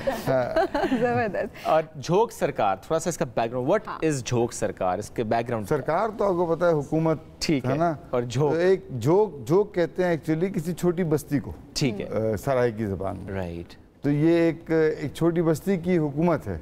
ओके। तो आप इसको मैं इसको देखता हूँ ऐसा कि आप एक छोटा पाकिस्तान देख रहे हैं, जिसमें आपको पाकिस्तान पर नजर आता है जगह। ओके, यानी पावर कॉरिडोर भी नजर आता है, पिसते हुए लोग भी नजर आते हैं, कंपटीशन भी नजर आता है, मसाइल भी नजर आते हैं, खुशियां भी हैं। खुशियां भी हैं, पाकिस्तान में सब कुछ है। बिल्कुल। हम कैसा रहा एक्सपीरियंस झोंक सरकार का? ग्रेट। एज मैं आपको पहले बता रही थी कि मैं नर्वस बहुत थी। मुझे सैफी नर्वस क्यों थी वैसे? Because I heard so much about Saifi भाई। मुझे यही कहा गया था कि आपको पता होता है कि आपको क्या चाहिए, और अगर गुस्सा आ भी जाए तो 2 मिनट में ठंडा हो जाता है, फिक्र नहीं करनी। और किसने कहा था? मुझे उसका नाम बताओ। मैं आपको बाद में बताऊंगी। अच्छा, अभी तक डांट पड़ी सेट पे? मुझे नहीं पड़ी है अभी तक, बिल्कुल भी नहीं पड़ी। किसी को पढ़ते देखिए, बाकियों को पड़ी है। इन्हें खामखा बातें बनी हुई हैं। ये भी देखिए पाकिस्तान में ही होता है ना, एक बंदे से मुताबिक खामखा चीजें मंसूब हो जाती हैं। मुझे तो गुस्सा करेगा, नहीं भाई ऐसा नहीं है। अच्छा वहाँ, इससे पहले आपने मीसनी का किरदार किया, जबरदस्त ड्रामा गया हम टीवी का, और अभी तक भी चल रहा है, माशाल्लाह। उसमें भी आपने किरदार अदा किया, और अब नूरी का किरदार, क्या डिफरेंस था? क्या ये चैलेंजिंग था या फिर वो कैरेक्टर जो था वो आपके लिए चैलेंजिंग था? No, they both the characters poles apart थे मेरे लिए। तो उसकी क्योंकि सेटिंग अलग थी, उसका ब्रॉटअप अलग था, तो Hania was much different character. This one, उसके लिए अंदर डायलेक्ट भी था, इसके अंदर मुझे छोटे छोटे नुआंसेस थे, जो एक सेटलमेंट, जिस तरह सैफी ने बताया कि एक छोटा टाउन है, उसकी लड़की किस तरह की होगी, बात किस तरह करेगी, उसकी बॉडी लैंग्वेज कैसी होगी, तो वो तो अभी तक मैं साथ I feel like I am learning. और we all learn जी, yeah, so I feel like this was much more challenging उस हिसाब से। और बहावलपुर में शूट करना चैलेंजिंग रहा? मेरा उधर ज़्यादा काम नहीं था, पर डेफिनेटली चैलेंजिंग था। किसके लिए ज़्यादा चैलेंजिंग रहा सब एक्टर्स में से, कि बहावलपुर है? एक्टर्स के लिए मुझे लगता है फरहान का काम ज़्यादा सख्त था, क्योंकि वो उसका सहरा में था, फाइटिंग सीक्वेंसेस थे, गर्मी थी, सहरा में वैसी गर्मी बिल्कुल ज़्यादा महसूस होती है, आपको कोई साया भी नहीं होता अब ढूंढे तो दूर दूर तक कोई साया नहीं होता था। एक्टर्स नखरे भी करते हैं फिर? मेरे साथ डायरेक्टर के साथ नहीं करते, डायरेक्टर के साथ नहीं करते, जूनियर्स के साथ करते मतलब नहीं किया। Farhan very hard working man, Mamiya, Hiba को मेकअप का शौक है, तो ये इसके अंदर मेकअप नहीं था। ठीक है, तो मेरे उसके डिफरेंसेस ज्यादा। वो कैसे मेकअप करें? जाओ मुंह धो के आओ। नहीं, वो नो मेकअप लुक है उनकी तकरीबन। हाँ हाँ बिल्कुल, वेरी लेस मेकअप। अच्छा, बात तो नहीं भी है बिल्कुल भी, मैं मुंह धुलवा के भी करवाया उसको। अच्छा, तो जाहिर है वो नेचुरल आपको एक लुक देनी होती है। हाँ बिल्कुल, आप गांव में हैं, फिर उसके बाद कुछ सैड सीन्स हैं जहाँ पे आपको मेकअप का होश ही नहीं रहता। मैं मजीद उन सैड सीन की वजूहत बता के स्टोरी को नहीं खोलना चाहता। ओके, लेकिन ऐसे सीन्स हैं जहाँ पे आप मेकअप नहीं करते। ये आप बड़ी प्यारी बात है, हम अक्सर ड्रामा में देखते हैं कि एक तो जी सुबह कोई उठ रहा है तो वो प्रॉपर तैयार मेकअप बाल बने, बंदा कहता है कौन उठता है ऐसे? कुछ ड्रामा की बात है, मतलब अमूमन तो हम बड़ा अच्छा हमारा काम देख रहे होते टेलीविजन पे। तो ये देखें ज्यादा अच्छी बात है कि अगर एक ड्रामे का एक सीन ऐसा है जिसमें मेकअप नहीं हो सकता तो मेकअप नहीं है उसमें। अच्छा सैफी साहब, क्या स्टोरी है इसकी? थोड़ा बहुत आप कह रहे हैं ज्यादा आप नहीं अभी जाहिर है रिवील कर सकते, लेकिन ओवरऑल जिन लोगों ने अभी नहीं देखी फर्स्ट एपिसोड, वो क्या एक्सपेक्ट करें कि ये कहानी कितनी मुनफरिद है? ये दो लड़कियों की स्ट्रगल्स हैं, बिल्कुल अलग अंदाज से, बिल्कुल अलग ट्रैक से, और उन्हीं दो लड़कियों का आखिर में अचीवमेंट है। वो अचीवमेंट नहीं बता सकता मैं आप लोगों को, लेकिन बुनियादी तौर पे ये मामिया और हिबा के दो कैरेक्टर्स हैं जो पहले सीन से अलग होते हैं, फिर बीच में मिलते रहते हैं, लेकिन उन दोनों की बिल्कुल अलग तरह की स्ट्रगल है और बुनियादी तौर पे ये कहानी है। अच्छा, लोग इसको मैंने सुना एक आध जगह पे, एक्टर्स ने भी अपने इंटरव्यूज़ में कहा है कि ये रॉब एंड पुलिस की कहानी है, रॉबर्स एंड पुलिस की कहानी है, लेकिन ऐसा नहीं है। ऐसा नहीं, ये दो रॉबर्स और पुलिस भी है, ये दो लड़कियों की स्ट्रगल। ये मुझे एक्चुअली जब राइटर ने हाशिम नदीम साहब ने जब मुझे एक्सप्लेन किया था इस कैरेक्टर को, तो उन्होंने मुझसे यहीं से शुरू की थी बात। फिर मैंने हमेशा उसको इसी तरह देखा और मुझे हमेशा फिर वो स्ट्रगल नजर आती रही। ओके, लेकिन ये बात है कि दोनों की स्ट्रगल अलग अलग तरह की है। ठीक है, दोनों के सीन्स बहुत कम है साथ, बहुत कम साथ। अच्छा, लेकिन दोनों के सीन्स आपस में कम है, लेकिन स्ट्रगल आपको पूरा ट्रैक नजर आएगा पूरी स्टोरी। ओके, तो गांव में रहने वाली दो लड़कियों की स्ट्रगल की कहानी है ये। बाकी कैरेक्टर्स हैं सपोर्ट करेंगे उस स्ट्रगल को, या हो सकता है स्ट्रगल को सख्त करें, हिंड्रेंस बढ़ जाए। और नॉर्मली हम देखते हैं कि ड्राइंग रूम स्टोरीज या घर के अंदर शूट होने वाली स्टोरीज इट्स डिफरेंट। आप देखते होंगे, मैं नहीं देखता।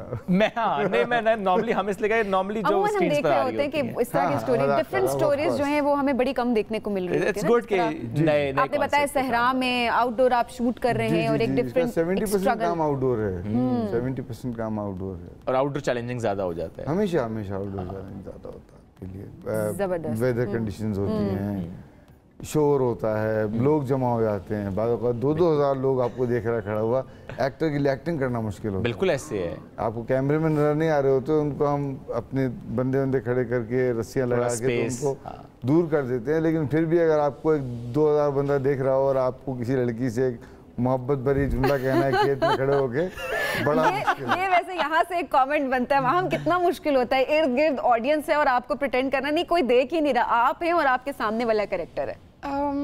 आई थिंक वो एक मोमेंट होता है जब आपने शट डाउन करना होता है, ब्लर आउट करना होता है बाउंड्री को, उसके बाद it's easy for you, it's alright. थोड़ा कैरेक्टर तो बताएं अपना, जितना रिवील कर सकती है।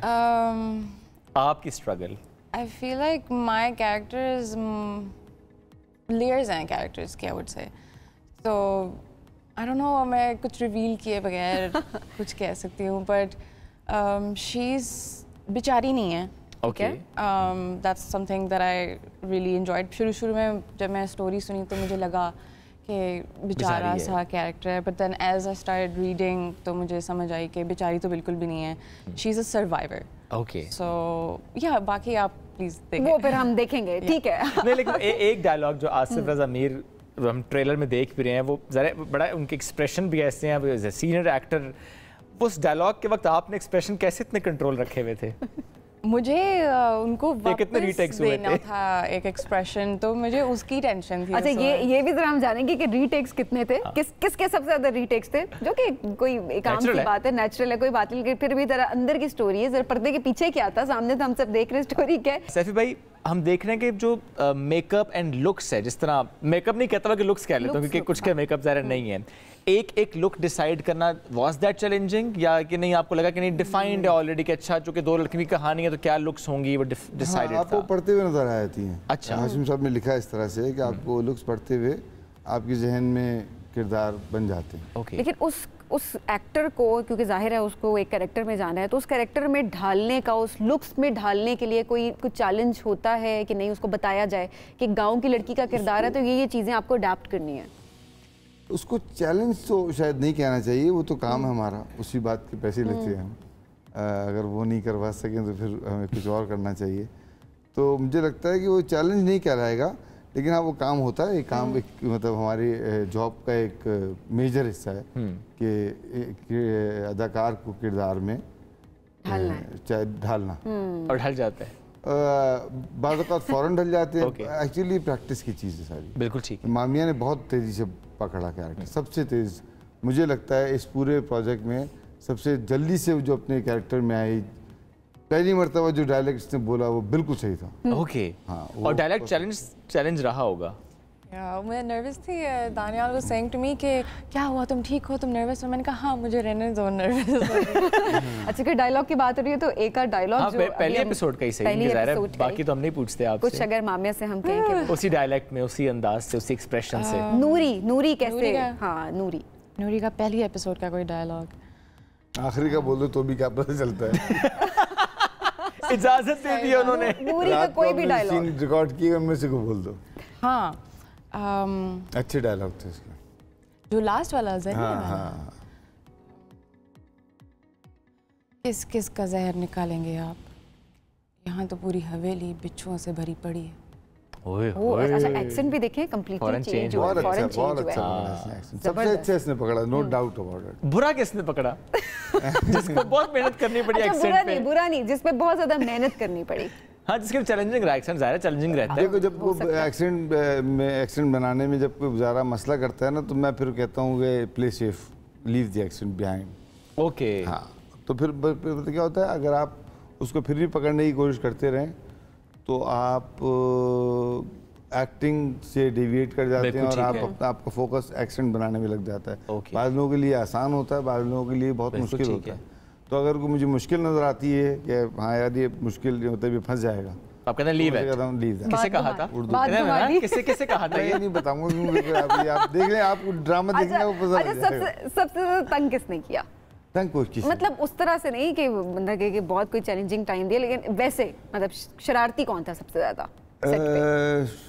नहीं करते मेरे साथ लोग, पता नहीं क्यों, अल्लाह का शुक्र। शरारतें नहीं करते, पर्सनालिटी ऐसी है, डरते हैं। हाँ शायद डरते हैं, पता नहीं, आई डोंट नो क्या। हम डरते थे सारे, प्यार करते हैं। हम कह रहे हैं मैं तो उसको कहता हूँ जी प्यार करते हैं मुझे, सैफी भाई हूँ सबका। तो वो इसलिए ज्यादातर लोग जिनको ये भी मैं बताऊँ, जिनको मैं डांटता भी हूँ ना, अगले लम्हे वो मुझसे हंस के मजाक कर रहे होते हैं। है ऐसा कि नहीं? ये तो हमने भी कहा जी कि वो एक मोमेंट का होता है, उसके बाद बिल्कुल सब ठीक हो जाता है। वो एग्जैक्टली। तो बहुत से लोगों का ऐसा नहीं है, मैं नहीं डांटता। जब मैं सीन में होता हूँ तो मैं बहुत कभी गुस्सा निकल जाता है। ठीक है, लेकिन उसके बाद कभी भी ऐसा नहीं होता कि पीछे पलट के भी उससे नाराज घूम रहा हूँ या वो मुझसे नाराज। दिल के साफ लोगों की निशानी है सैफी भाई ये। वो बड़े आराम से अगले लम्हे मुझसे, ये बड़ी बात है, पॉजिटिविटी रखना। जबरदस्त। अच्छा, खुद इतने जबरदस्त एक्टर है माशाल्लाह, क्या थिएटर आपने किया है, क्या आपकी ड्रामाज हैं। इस ड्रामे में क्यों नहीं कोई कैरेक्टर किया आपने? मैंने एक छोटा सा कैरेक्टर किया है, बहुत छोटा सा। बताएंगे उसके बारे में? अभी नहीं, वो आप देख लेंगे आज रात। वो आपने अपनी मूंछों की वजह से किया है कि आपके वो लुक है उसमें जाने वाली। पता नहीं, लेकिन मुझे लगा कि वो असल में आपको जब बहुत छोटा कैरेक्टर करना होता है, इम्पोर्टेंट होता है, तो मुझे लगता है कि जो हमारे पास ये लेके आएंगे हमारे प्रोडक्शन वाले एक्टर, वो शायद वो डिलीवर करने में मेरा ब्लड प्रेशर हाई हुआ। तो मैं खुद ही कर लेता। हाँ, तो मैंने कहा यार मैं एक ही सीन है, वो 2 सीन से मैं कर लिया। ओके, और वो काफी आगे जाके नजर आएंगे हमें। नहीं, जो आज के एपिसोड में सैफी भाई भी आ रहे हैं, देखेंगे जनाब। ये सही है, डायरेक्टर खुद ही एक्टिंग भी कर रहे हैं। ये वैसे बड़ा चैलेंजिंग होता होगा। अच्छा माहम, किससे सबसे ज्यादा दोस्ती हुई सेट पे? इस वक्त सबसे ज्यादा दोस्ती किससे है? क्योंकि अब हम जरा, क्योंकि स्टोरी तो बता नहीं रहे, कह रहे हम नहीं बताएंगे, आपको ड्रामा देखना पड़ेगा, जरा पर्दे के पीछे की बात करते हैं अब। सो फाइजा जी के साथ मैंने ऑलरेडी काम किया हुआ था, so when she came on set it was like Easy scene, chill scene हो very गया। easy with her. And वैसे के साथ तो वैसे भी it's very easy. हाँ, it is very- Chill she's a person. sweetheart, yeah. Sweetheart, exactly. Hiba and I hit off first day, first moment. She was very sweet. It was very easy befriending her. तो I think सबके साथ मेरा काफी अच्छा रहा। अच्छा experience रहा है। No, I can't say कि ओ मेरी इक्वेशन नहीं किसी के साथ अच्छी। ओके, जबरदस्त जी। So I can say that. और हम एक अनाउंसमेंट भी करना चाहते हैं कि जो इस वक्त हमारा प्रोग्राम देख रहे हैं, आप हमें कॉल भी कर सकते हैं। You have our number, flash भी करते हैं। हमारे डायरेक्टर, एक्टर एज वेल, और माहम और जो और एक अदाकार आ रहे हैं, उनसे अगर आप कुछ सवाल भी करना चाहते हैं, बात करना चाहते हैं, कुछ कहना चाहते हैं पहले एपिसोड से मुताल्लिक, और सेकंड का टीजर देखने के बाद तो आप वो भी कह सकते हैं। वो अदाकार कौन है आखिर? अभी क्यों बताऊं? अभी क्यों बताऊं? लेट है बस, है ना? थोड़े नहीं, बस पहुंचने वाले हैं, तो अभी उनसे भी आपकी मुलाकात करवाएंगे हम जनाब। ठीक है, बता दें। अभी बता, डायरेक्टर साहब से पूछते हैं। डायरेक्टर साहब, कौन से वो अदाकार है जो भी आने वाले हैं? अभी आसिफ रजा मीर साहब। ये जनाब आसिफ रजा मीर साहब आने वाले हैं। सर सेट पे भी लेट आते हैं? नहीं, कभी नहीं। हमेशा पंक्चुअल? Very punctual. अच्छा, बड़े तरीके का आदमी है। कभी भी मैंने उनके अंदर कोई ऐसी, हालांकि इतने हमने तो बचपन से जिन स्टार्स को देखा, उनमें से एक आसिफ साहब थे। और इतनी खूबसूरती से जिस तरह अपने कैरेक्टर को वो परफॉर्म करते हैं, वो भी हम सब जाहिर है देखते हैं। लेकिन उसके मुकाबले में वैसे पुराने लोगों में आप कभी भी, खैर मैं क्योंकि मैं कह चुका हूँ कि मुझे तो नए लोग भी तंग नहीं करते, लेकिन मैं सुनता हूँ, ऐसा नहीं है कभी नहीं तक किया है। कुछ ड्रामों में कभी ऐसे टकरा भी जाते हैं, लेकिन पुराने लोगों में मुझे कभी ऐसे लोग नजर नहीं आते जो आपको तंग करें या लेट आए। बहुत प्रोफेशनल, बड़े प्रोफेशनल लोगों की ट्रेनिंग पीटीवी के ज़माने से बड़ी ज़बरदस्त ट्रेनिंग है। सर अभी जिस तरह लोग अक्सर कंपेयर भी कर रहे होते हैं कि पुराने ज़माने में ये होता था, वो एक्टर्स ऐसे थे, आज के एक्टर्स ऐसे हैं, वो ये नहीं करते, वो नहीं करते, तो क्या वाकई आपने भी ये चेंज देखा, ये एक डिफरेंस आपने देखा, या आपको लगता है कि एक्टर है और वक्त के लिहाज से वो चेंज होती हैं चीज़ें? ज़ाहिर बिल्कुल एग्जैक्टली ऐसे ही है। बहुत बदल गया है, ज़माना बदल गया। पहले आप एक ड्रामे के लिए आप 1 महीना रिहर्सल चलती थी, और फिर उसके बाद वो ड्रामा एपिसोड वाइज शूट हुआ करता था। अब तो आपको दिन में 8, 7, 8, 10 सीन करने होते हैं, और आपको टाइम पे आप ना पहुंचे तो मतलब लाखों का नुकसान हो रहा है। पूरा क्रू बैठा होता है। तो अब ऐसा नहीं, हम लोग भी बड़े प्रोफेशनल, उस जमाने में प्रोफेशनलिज्म का एक और लेवल था, अब एक और लेवल है। तो कंपैरिजन बिल्कुल करना नहीं चाहिए, नहीं करना चाहिए। साल में एक पीटीवी स्टेशन जिसके अंदर सैकड़ों मुलाजमीन थे, उनको पूरे हफ्ते में एक ड्रामा बनाना होता था।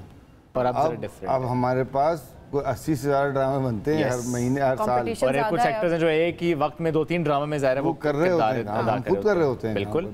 एक कॉलर है हमारे साथ, अब्दुल समद फ्रॉम मरी। अस्सलाम वालेकुम जी, क्या कहना चाहेंगे?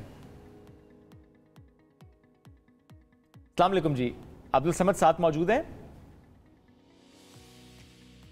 कॉल ड्रॉप हो गई, आप हमें कॉल करें, और अगर थोड़ा सा जवाब किसी का हो रहा है तो वो ज़रा मुकम्मल होगा तो फिर हम आपकी तरफ आएंगे। इंतजार करें जी, तो फिर हम ज़रा कोशिश करेंगे कि आपका डायरेक्ट राब्ता हो जाए। जबरदस्त, हम तो वसीला बन रहे हैं। वसीला बन रहे किसी तरह से। क्या ज़ैनब है कराची से। अस्सलाम वालेकुम जी, क्या कहना चाहेंगी? हेलो जी, अस्सलाम वालेकुम। वालेकुम सलाम। ज़ैनब, क्या कहना चाहेंगी और किससे कहना चाहेंगी? मैं सबसे पहले तो जो है वो सैफ सर जो बैठे हैं उनको सलाम कहना चाहूंगी। उसके बाद मैं उनसे ये कहूंगी कि सर आपकी एक्टिंग का तो खैर कोई जवाब ही नहीं है। You are fabulous in your work, fantabulous. But right now I have just called for this thing कि I don't know whether sir remembers or not, but एक टाइम था जब सर जो है वो स्कूल में टीच किया करते थे, नासा स्कूल में, and I was her student, और वो साइंस पढ़ाया करते थे सर, और मेरे पसंदीदा टीचर थे। मुझे साइंस भी पढ़ाई है? अगर सर जी मैंने साइंस। आपके स्टूडेंट है नहीं ज़ैनब? अच्छा, अरे वाह, खुश रहो बेटा, खुश रहो। माशाल्लाह जी, जबरदस्त। आपको कैमरे पे देख के बहुत खुशी होती है।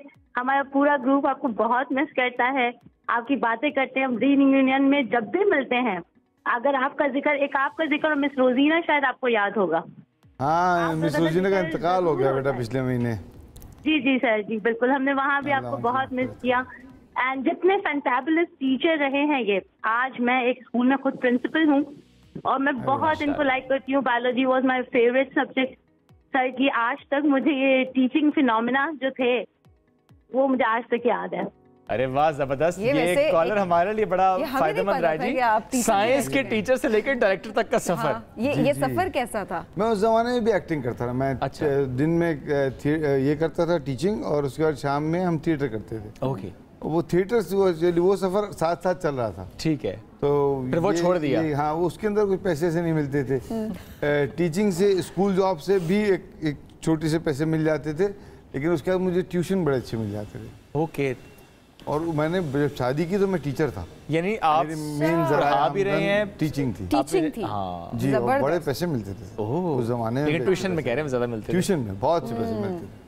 अच्छा, उस टाइम पे भी जब एक्टिंग में गए थे तो पैसे ने अट्रैक्ट किया था, शौक ने अट्रैक्ट? मुझे नहीं, पैसा था ही नहीं। पैसा था ही नहीं, में कोई पैसा नहीं था। हम लोग एक साल में आपको बताऊं, एक प्ले हमने किया, 1000 थी रातें, 3.5 घंटे का प्ले था। 1 साल तक रिहर्सल की, और 10 परफॉर्मेंस के बाद मुझे, ये 97 की बात कर रहा हूँ, 10,000 रुपये मिले थे। 10,000 पूरा साल रिहर्सल, कोई पैसे नहीं। ओके। 10 परफॉर्मेंसेज और 10,000 रुपये। मैंने पहला मोबाइल पैसों से खरीदा। वाह भाई वाह। एक और कॉलर है जी, चौधरी आरिफ है हमारे साथ। अस्सलाम वालेकुम जी, क्या कहना चाहेंगे? चौधरी शाहिद है हमारे साथ। अस्सलाम वालेकुम जी, क्या कहना चाहेंगे? जी वालेकुम सलाम, शाहिद गुम्मन बोल रहा हूँ आरिफ वाला से। जी जी जी जी जी जी जी शाहिद साहब क्या कहना चाहेंगे? झूम सरकार जो ड्रामा सीरियल इन्होंने बनाया ना, ये बहुत अच्छा और बहुत म्यारी ड्रामा। फर्स्ट टाइम ये हम चैनल पे चला है माशाल्लाह। नाम तो मुझे इनका नहीं आता जी, लेकिन बहुत प्यारा ड्रामा इन्होंने बनाया है और हम अप्रिशिएट करते हैं जी। क्या जबरदस्त जी, जबरदस्त जी। और अल्लाह ताला इनकी लंबी उम्र करे माशाल्लाह। इसी तरह के ड्रामा सीरियल हमारा, हम जैसे देखे ना आपने कहा ड्रामा बनाया, और उसके जो फनकार है बहुत वो स्ट्रिक्टली वो सारी नेचरली चीजें दिखाते हैं उसमें। तो शाहिद आपका फेवरेट किरदार कौन सा है? फर्स्ट एपिसोड क्योंकि हो चुकी है नशर, आज सेकंड भी होनी है। जी मैं माजरत के साथ, मुझे उसका नाम लड़के का नहीं आ रहा है, लेकिन वो जो मेरा ख्याल है उसी का नाम जो सरकार है, जो उसको वो मुझे बहुत एक्टर पसंद है जी, बहुत ज्यादा मैं उसे पसंद करता हूँ। मीरल की बात कर रहे हैं, मीरल की बात कर रहे हैं। और माशाल्लाह बड़ी उसकी पावरफुल लड़का कह रहे हैं ना, जिस तरह की हमारे लोगों की एक्टिंग है ना, देहाती लोगों की इस तरह की एक्टिंग है, हम बड़े खुश होते हैं। हम जो सरदार लोगों ने ऐसी एक्टिंग करते हैं, एक्टर रियली ऐसे आते हैं जी।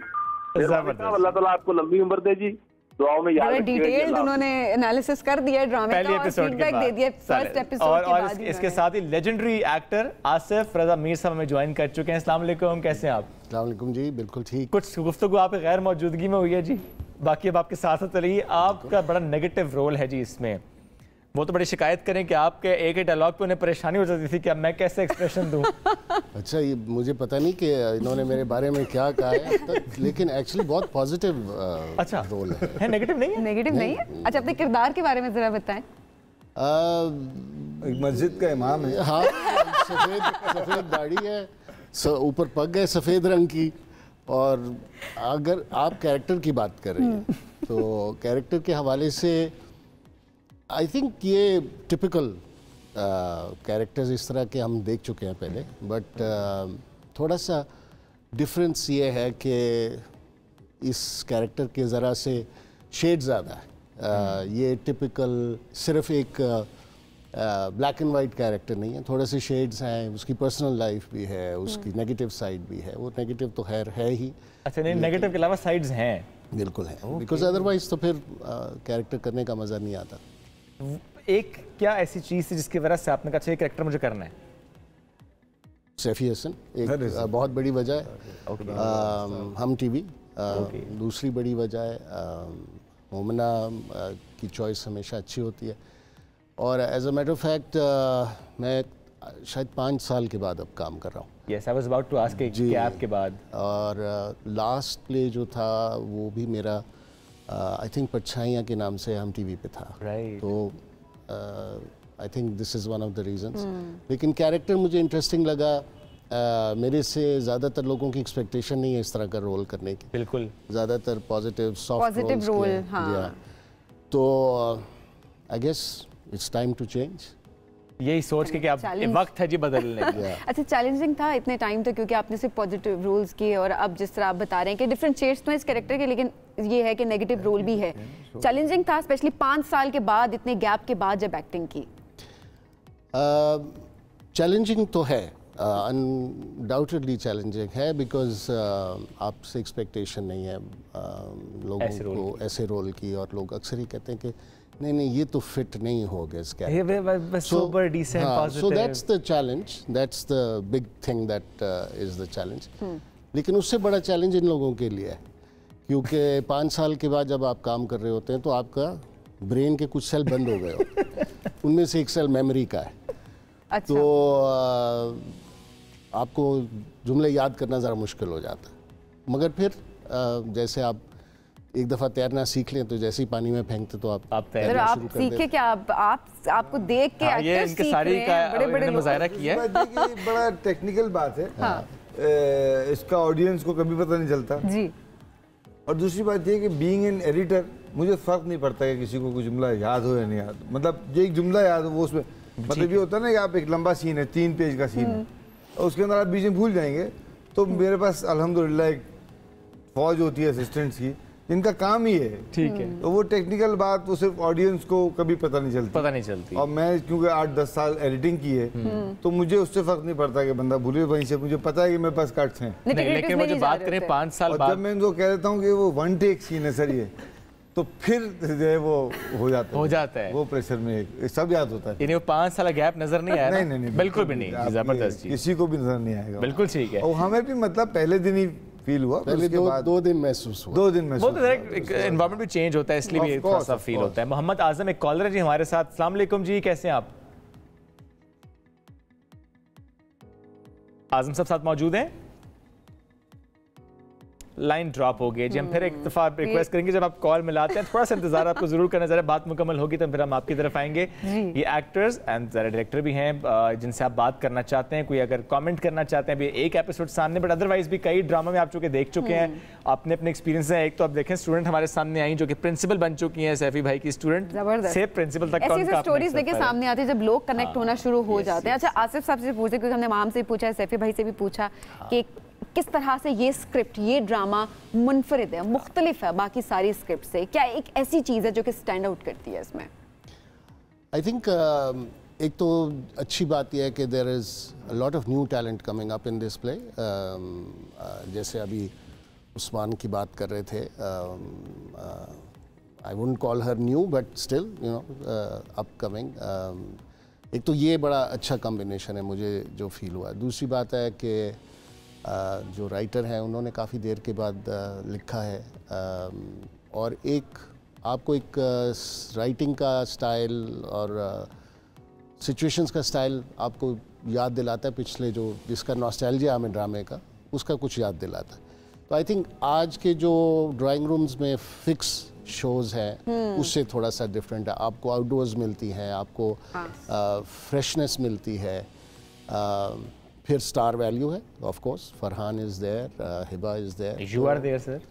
वेल ठीक है, लेकिन I think the star is a star, तो उसको हम एक्नॉलेज हमें करना चाहिए। तो वो आई थिंक फ़ैन फॉलोइंग भी है। So it would be interesting to see कि आज की ऑडियंस इस तरह के प्ले को कैसे रिएक्ट करती है। अभी तक तो बहुत अच्छा रिस्पॉन्स, 3 मिलियन व्यूज़ हैं अभी तक के, तो जो माशाल्लाह से 6 दिन में 3 मिलियन पहले एपिसोड के, और ज़रा भी आगे एपिसोड्स आएंगे तो हमें और ज़्यादा हर घर में ये देखा जाता नजर आएगा।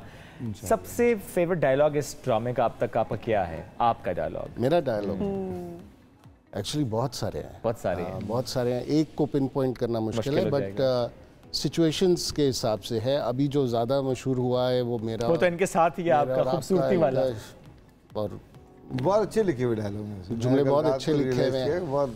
आई होप कि हम लोग जस्टिस कर सके, लेकिन ज़्यादातर जुमले बहुत अच्छे लिखे। ओके, लेकिन नेगेटिव रोल पे जुमला चूँकि ज़ाहिर है लोग, आप खुद भी कह रहे हैं, लोग एक्सपेक्ट नहीं कर रहे होते कि ऐसे रोल में आपको देखना, तो वो करते हुए एक फील होता है कि जस्टिफाई कर पाऊंगा नहीं कर पाऊंगा, क्योंकि ज़्यादा मैंने पॉजिटिव रोल किया हुआ है, एक डिसेंट फादर या एक ऐसा रोल जिसमें ज़ाहिर है उस तरह की नेगेटिविटी नहीं होती। आई थिंक जब आप एज एन एक्टर अपने कैरेक्टर में आ जाते हैं तो then of course you forget आप पीछे क्या किया हुआ है। वो तो अब चैलेंज उस वक्त का है जो आप कर रहे हैं। तो आई थिंक वो इशू नहीं है।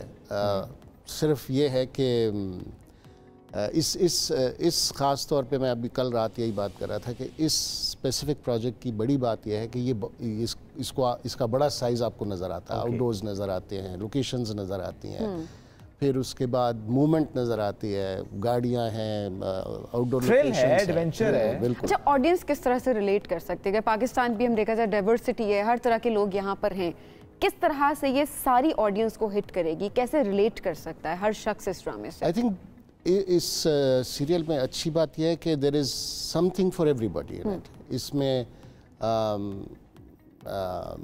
औरतों के लिए भी बहुत मटेरियल है, मर्दों के लिए भी बहुत मटेरियल है और सबक भी है। और अच्छी बात जो मुझे लगी है वो ये है कि हमारी फोर्स, खासतौर पे पुलिस फोर्स को बड़े पॉजिटिव रोल में दिखाया है। So that is a very good element I think, जो कि लॉन्ग टर्म उसका इम्पैक्ट ज़्यादा चलेगा। उस नेगेटिव्स भी हैं उसके अंदर of course, story this is how take away ये है कि एक फोर्स के अंदर जो नई ब्रीड आ रही है, इट इज ब्रिंगिंग नई सोच के साथ आ रही है। एक कॉलर है सर, मोहम्मद अली फ्रॉम एबटाबाद। अस्सलाम वालेकुम जी। वालेकुम सलाम, कैसे हैं जी? ठीक है अल्हम्दुलिल्लाह जी। क्या कहना चाहेंगे और किससे बात करना चाहेंगे? मैं दोनों से बात करना चाहूँगा। सबसे पहले तो आसिफ रज़मीर साहब को कहूँगा कि आपको it's always a pleasure to see you on the TV.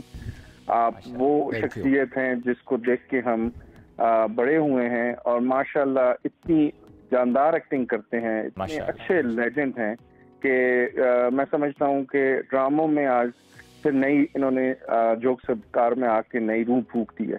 तो we love you sir first of all and we want to see more of you on the TV. Great. और सेकेंडली मैं सैफी भाई से ये पूछना चाहूँगा कि सैफी भाई, मेरे जैसा एक बंदा जो खुद भी लिखना चाहे, मैं खुद आईटी बैकग्राउंड से हूँ, तो मैं कैसे इसमें आ सकता हूँ? क्योंकि मेरे जहन में काफ़ी सारे आइडियाज़ हैं और आइडियाज़ भी कुछ इस किस्म के हैं जिसमें मैं अपनी नई यूथ को उभारना चाहता हूँ कि वो किस तरह चैलेंजेस से आजकल के दौर में से निकल के अपने लिए ख़वातीन जिस तरह अपने लिए कुछ कर सकती हैं या यंग जनरेशन लड़के दुनिया में किस तरह अपना नाम पैदा कर सकते हैं। तो क्या किया जाए उसके लिए? मेरे जैसे एक राइटर के लिए वो मैं कैसे इस फील्ड में एंटर हो सकता हूँ? कुछ गाइडेंस दें प्लीज़। और अगर हो सके तो अपना नंबर शेयर कर दें ताकि मैं आपसे, या कोई प्लेटफॉर्म बना दें जिसमें मेरे आपका नंबर लेके उन तक पहुंचा देते हैं। अब आप कमेंट करें जी। जी आप अपना नंबर ज़रूर दे दिएगा। तो उसमें मैं खुद तो बतौर एक्टर ज़्यादा काम करता हूँ, साल में एक आध प्रोजेक्ट, कभी 2 साल में एक प्रोजेक्ट डायरेक्शन का मुझे मिलता है। हमारे पास हर प्रोडक्शन हाउस के अपने कंटेंट डिपार्टमेंट्स हैं जो इस तरह, जिनका काम ही ये होता है कि वो नए आइडियाज़ को पढ़ते रहते हैं और जिस आइडिया में या जिस राइटर में उनको पोटेंशियल नज़र आता है उससे वो कांटेक्ट करते हैं। और न सिर्फ कांटेक्ट करते हैं बल्कि कभी कभी उनको बुला के अपने पास बिठा लेते हैं। आपको कराची का टिकट मिलेगा और आप आ जाएंगे, लेकिन वो सब उस वक्त होगा जब आपका कुछ लिखा हुआ को मटेरियल आप भेजेंगे और वो कंटेंट डिपार्टमेंट उसके अंदर पोटेंशियल दिखेगा। तो आप अपना नंबर यहीं पे छोड़ दीजिए। बिल्कुल ठीक है। और मैं ज़रूर आपको हमारे कंटेंट डिपार्टमेंट का, मतलब हम टीवी के कंटेंट डिपार्टमेंट का को आपका नंबर पहुंचा दूंगा। बिल्कुल ज़ाहिर है, आप एक राब्ता क्रिएट कर सकते हैं। जो कंटेंट डिपार्टमेंट उसका काम है कि वो कंटेंट ले और उसको देखे और ज़ाहिर उसके बाद चीज़ें चलती हैं। आसिफ साहब, वैसे ऐसी फरमाइशें या ऐसी रिक्वेस्ट आती हैं आप तक भी? हमें एक्टिंग का मौका दे दें, हमें लिखने का मौका चाहिए, हमें इस फील्ड में इंट्रोड्यूस करा दें, लॉन्च कर दें। अब थोड़ा कम हो गया है। जब मैं अपनी प्रोडक्शन कंपनी रन कर रहा था तो उस वक्त बहुत रिक्वेस्ट इस तरह की आती थी। लेकिन ये है, अभी भी कुछ लोग अपनी तस्वीरें भेज देते हैं और कहते हैं या आप बिल्कुल छोटे बच्चों की तस्वीरें भेजेंगे या फिर बिल्कुल ऐसे जिनकी टोन मेरी तरह निकली होगी उसकी तस्वीर भेज देंगे। तो अब वो समझ नहीं आता कि इसको फॉरवर्ड किसको करूं, किसको भेजूं कि वो मेरी ज़हनी हालत के बारे में सोचेगा। अच्छा, इंस्टा पे आता है? इंस्टाग्राम और फेसबुक पे, या फिर नंबर भी कुछ लोग कहीं ना कहीं से निकाल लेते हैं? इंस्टाग्राम पे तो मैं इतना एक्टिव नहीं हूँ। लेकिन व्हाट्सएप के नंबर कहीं ना कहीं से लोगों को मिल जाते हैं, वो फिर भेजते हैं। आप तो पता नहीं कहाँ से मिल जाता है। ये जाहिर है, बाकी ये इट्स अ मिस्ट्री। वैसे कि नंबर लीक हो जाना डिस्टर्ब करता है? डिपेंड करता है आपका मेंटल स्टेट क्या है। बट आपको एज एन इंडिविजुअल डिस्टर्ब करता है? जिस तरह ऐसी रिक्वेस्ट एक नॉर्मल चीज़ है, वैसे नहीं करता कि इस तरह लोग कॉल्स तो नहीं करते। आई थिंक लोग मोहब्बत से करते हैं, लोग अपनी ख्वाहिश से करते हैं, लोग आपके साथ कनेक्ट करते हैं तो आपको कॉल। बिल्कुल ऐसे ही। जैसे बहुत दफ़ा लोग एयरपोर्ट पे बैठे हों या कहीं बैठे हों तो लोग आके कहते हैं सॉरी आप माइंड ना करें, हमें ये करना। इसमें माइंड करने वाली बात नहीं है। This is basically how people show their affection, their love. तो आई थिंक फ़ोन कॉल करना, या हर दफ़ा उठाई नहीं जा सकती कॉल, लेकिन अगर लोग करते हैं तो ये उनकी मोहब्बत है, मेहरबानी है। ठीक है, एक और कॉलर है जी, समीन कोयटा से। अस्सलाम वालेकुम जी, समीना कोयटा से हैं। अस्सलाम वालेकुम, क्या कहना चाहेंगी? मैं कहना चाहती हूँ कि आसिफ रज़ा मीर जो हैं वो माशाल्लाह बहुत अच्छी एक्टिंग कर रहे हैं और बहुत अच्छा उन्होंने कैरेक्टर प्ले किया है और उनका काफ़ी जो है एक परछाइयाँ जो था चलता रहा वो हम देखते रहे हैं। तो अस्सलाम वालेकुम जी, बहुत शुक्रिया। मैं चाहती हूँ कि आप थोड़ी हेल्प करें। मुझे गाने का बहुत ज़्यादा शौक है, तो मैं आसिफ साहब से रिक्वेस्ट करूंगी कि मेरी तो जरा गाना सुन लेते हैं मेरे ख्याल में, है ना? हाँ, जरा अभी गाना अगर आप कुछ सुना दें तो आपके सामने बैठे हुए हैं जनाब। जी मैं सुना देती हूँ जी। सजाद अली वैसे तो मुझे बहुत ज़्यादा पसंद है, ठीक है, और मैं चाहती हूँ कि वो जो है मेरी हेल्प करे। बल्कि मैं पंजाब से आई हूँ, कोयटा में। सुनाएं तो सही, आपका टैलेंट हम चाहते हैं दुनिया के सामने आए। गाना सुनाएं।